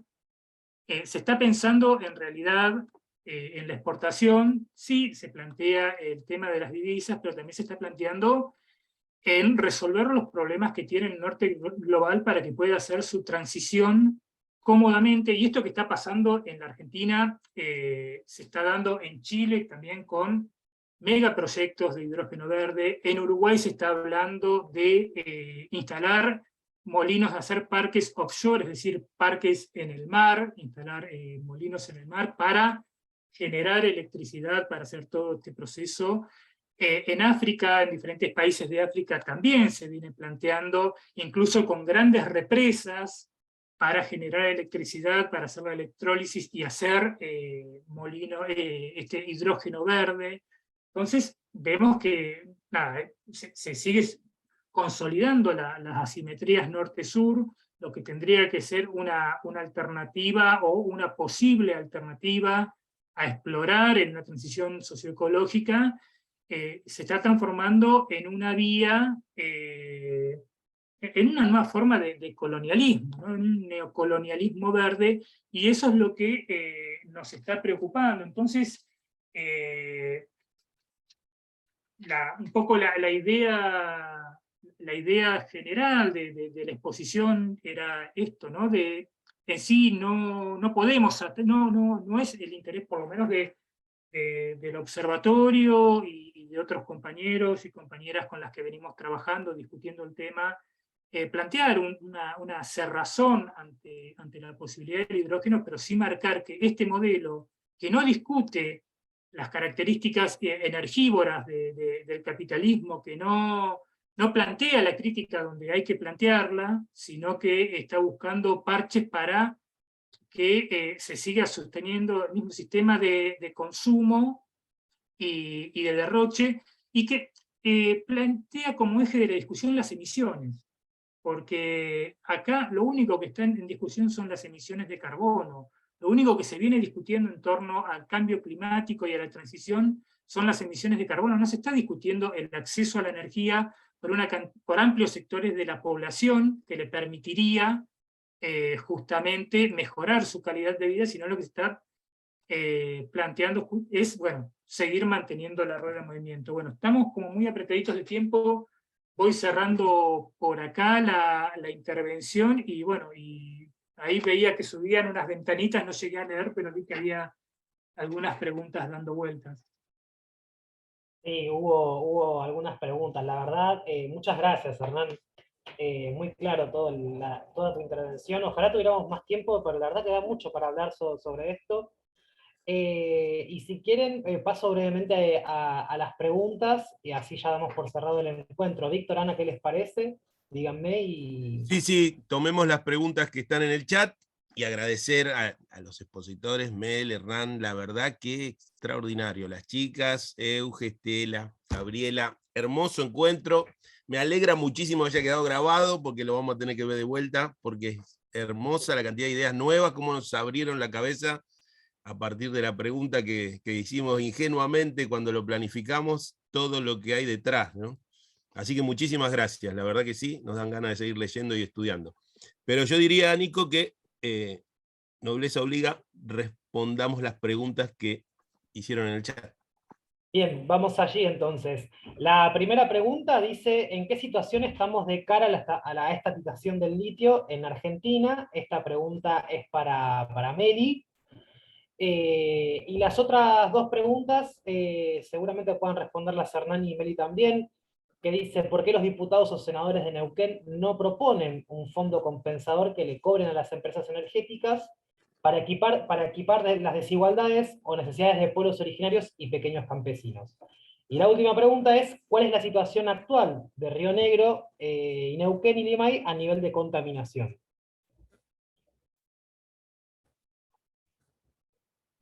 Dale, Meli. No, dale vos, Hernán, que hablaste menos, me parece. Yo sí queda tiempo, hago y si no mando materiales. Bueno, gracias, Estamos Mel. muy Lo hago lejos. bien cortita. A ver, con respecto a lo que es este fondo compensador, no desde lo que es, bueno, Neuquén tiene solamente Cámara de Diputados, se ha hablado de un fondo anticíclico porque Neuquén es una provincia petrolera y como tal tiene todos los vaivenes y todos los vicios de las provincias que tienen esta dependencia. Cuando las vacas están gordas, se gasta mucho dinero. Cuando hay regalías, se sostiene todo el aparato estatal, porque el mayor empleador en la provincia de Neuquén sigue siendo el Estado. Y cuando no hay renta, los ingresos por regalías se reducen, la provincia tiene que sostener todas sus obligaciones, además del empleo, entonces hay endeudamiento y en dólares. Entonces, provincias como Neuquén, y lo vemos como Chubut y demás, son provincias petroleras que después cuando uno se pone a ver los indicadores económicos no están muy bien. Ahora, ¿por qué no hay un fondo compensador que le cobren a las energéticas para revertir las desigualdades? Porque, bueno, en el caso de Neuquén es una provincia donde hace 60 años gobierna el mismo partido, en democracia y en dictadura, es una burguesía comercial que controla el Estado desde que Neuquén se transformó en provincia en la década del 50. Esta burguesía comercial es también la dueña de la tierra o la que ha ido administrando las tierras según sus intereses. Entonces no hay ningún interés realmente, tiene que ver con la estructura de dueñidad que hay, lo que explica por qué no se hacen estos fondos compensadores. No es algo ingenuo, sino que es algo propio de las características de la conformación del poder en esta provincia. Y creo que situaciones replicables se pueden llegar a ver en otras provincias de nuestro país. Y la situación de contaminación, el río Limay, dentro de todos los impactos, tienen que ver más con lo que en cuanto a contaminación, con los residuos cloacales domésticos, que muchas veces se vierten sin tratamiento. No tienen tanto impacto industrial como sí lo tiene el río Neuquén, que desde las nacientes con la minería y en su transcurso con la actividad petrolera, sufre otros impactos. Es el agua de la que estamos tomando permanentemente, hacemos un acto de fe todos los días cuando abrimos la canilla y creemos que no está contaminada. También tenemos una agroindustria muy fuerte, la fruticultura, que hace un uso intensivo de los químicos, porque no solamente hay que apuntar al modo de producción de hidrocarburos, sino también a cómo se producen alimentos, sea la fruticultura, sea la horticultura, así que eso lo dejaría ahí. No termino de contestarte por la situación de los ríos, pero tampoco tengo datos fehacientes como para contestarte. Puedo hacer este panorama nomás.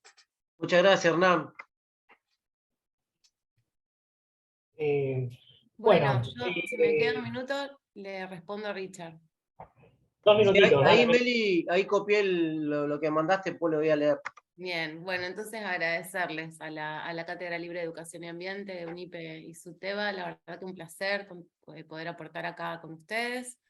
Yo decirles eso, que estamos muy, muy lejos de un proceso de estatización del litio en Argentina, es nuestra denuncia permanente hace muchos años, en algún momento con mayor esperanza o expectativa, sobre todo cuando sucedió en 2019 el retorno de un gobierno de otro color, y no del macrismo, digamos, en Argentina. Impulsamos muchas agendas y demandas respecto de esta. Una era desmarcar el litio, porque el litio, como ya les dije, no tiene tratamiento específico, se rige bajo el código de minería, digamos, de la minería metálica. Una de ellas era desmarcarlo y poder considerarlo recurso estratégico para darle una planificación distinta, una política integral, pensando respeto de los territorios, consulta previa libre informada, las agendas de los territorios, bueno, pero por supuesto nada de todo eso sucedió, y en rigor lo que sucede es que estamos muy lejos de cualquier. más aún la referida a la ambiental y también a la económica, cuestión en la que no me metí como Gabriela, pero que es todo un tema a analizar, porque efectivamente el extractivismo en su faceta neodesarrollista se enmarca en la propuesta de captación de rentas, y cuando miramos lo que sucede en el caso del litio, voy a decir dos cosas nomás. La primera es que tributa un 3% del valor de boca de mina a las provincias, sobre lo cual luego la nación devuelve un porcentaje en el orden del 1,5% en concepto de varias exenciones impositivas, o sea que efectivamente lo que aporta la empresa en términos de las arcas provinciales tampoco es tanto, digamos, y finalmente lo que sucede también es que hay lógicas de evasión tributaria o fiscal bajo sistemas comillas, legales, como es por ejemplo que las empresas se venden a sus propias filiales a precio por debajo del mercado internacional, porque en el caso del litio, que no cotiza en bolsa, la forma de establecer el precio es otra, digamos, no me voy a meter en eso, pero en todo caso lo que hace, por ejemplo, Livent, que fue denunciada por la AFIP ahora recientemente, aunque nosotros lo veníamos diciendo hace mucho tiempo, nos alegramos mucho que la AFIP tomara esa agenda, digamos, que es que vendía muy por debajo del precio internacional a sus propias filiales en los países de afuera, evadiendo de esta forma el pago de los pocos impuestos que encima van a hacer las empresas, ¿no? Y secando la vega del río Trapiche. O sea, porque una de las cosas que dicen desde los territorios es: no pongamos la agenda solo en la evasión fiscal, porque no es solo económico, digamos, pongamos en igual, porque apareció el escándalo de la Livent y de repente la Livent se hizo conocida por evadir impuestos cuando en realidad estaba haciendo destrucción del territorio hace mucho tiempo. Para mí es una demanda que está muy bien que los territorios recoloquen todo el tiempo, pero hay que decir también lo económico, porque hay que desmentir como la generación de empleo, y sobre todo, hay que pensar que en Argentina no se está pensando en ninguna lógica de transición energética, ni sociológica con empleo, digamos, es un problema ese, por un lado, y por otro lado, digamos, hay que plantear el hecho de que es mentira lo de la captación de rentas cuando uno empieza a analizar, y ahí por eso les dejé ese artículo que intentamos hacer un poco eso. Muchas gracias, Meli. Muchas gracias, Meli. En realidad un agradecimiento gigante a todos los compañeros, los expositores, principalmente a los presentes acá, a quienes nos vieron por docentes conectados. Si quieren obtener más información, recuerden que pueden visitar la página de la Cátedra Libre de Ambiente, la Cátedra Libre de Educación y Ambiente, que es CALIEA. Ubicando solamente las siglas en el buscador, ya. Perfecto, pero para que nos escuchen no pueden estar presentes en el Zoom, así que compañeros, les abrazamos inmensamente, muchas gracias por estar acá presentes, al equipo técnico también, a Male, no sé si está ahí también Juan, nada, un abrazo gigante y celebrar este espacio colectivo para lograr la educación de calidad que queremos, así que abrazo gigante para todos y espero que se encuentren muy bien. Gracias a todos. Muchas gracias. A ustedes. Un abrazo. Chao, muchas gracias. Pido un último aplauso para todos, por favor. Sí. Gracias. Un aplauso, por favor. Ahí está. Chao, gracias. Bueno, saludos, cuídense.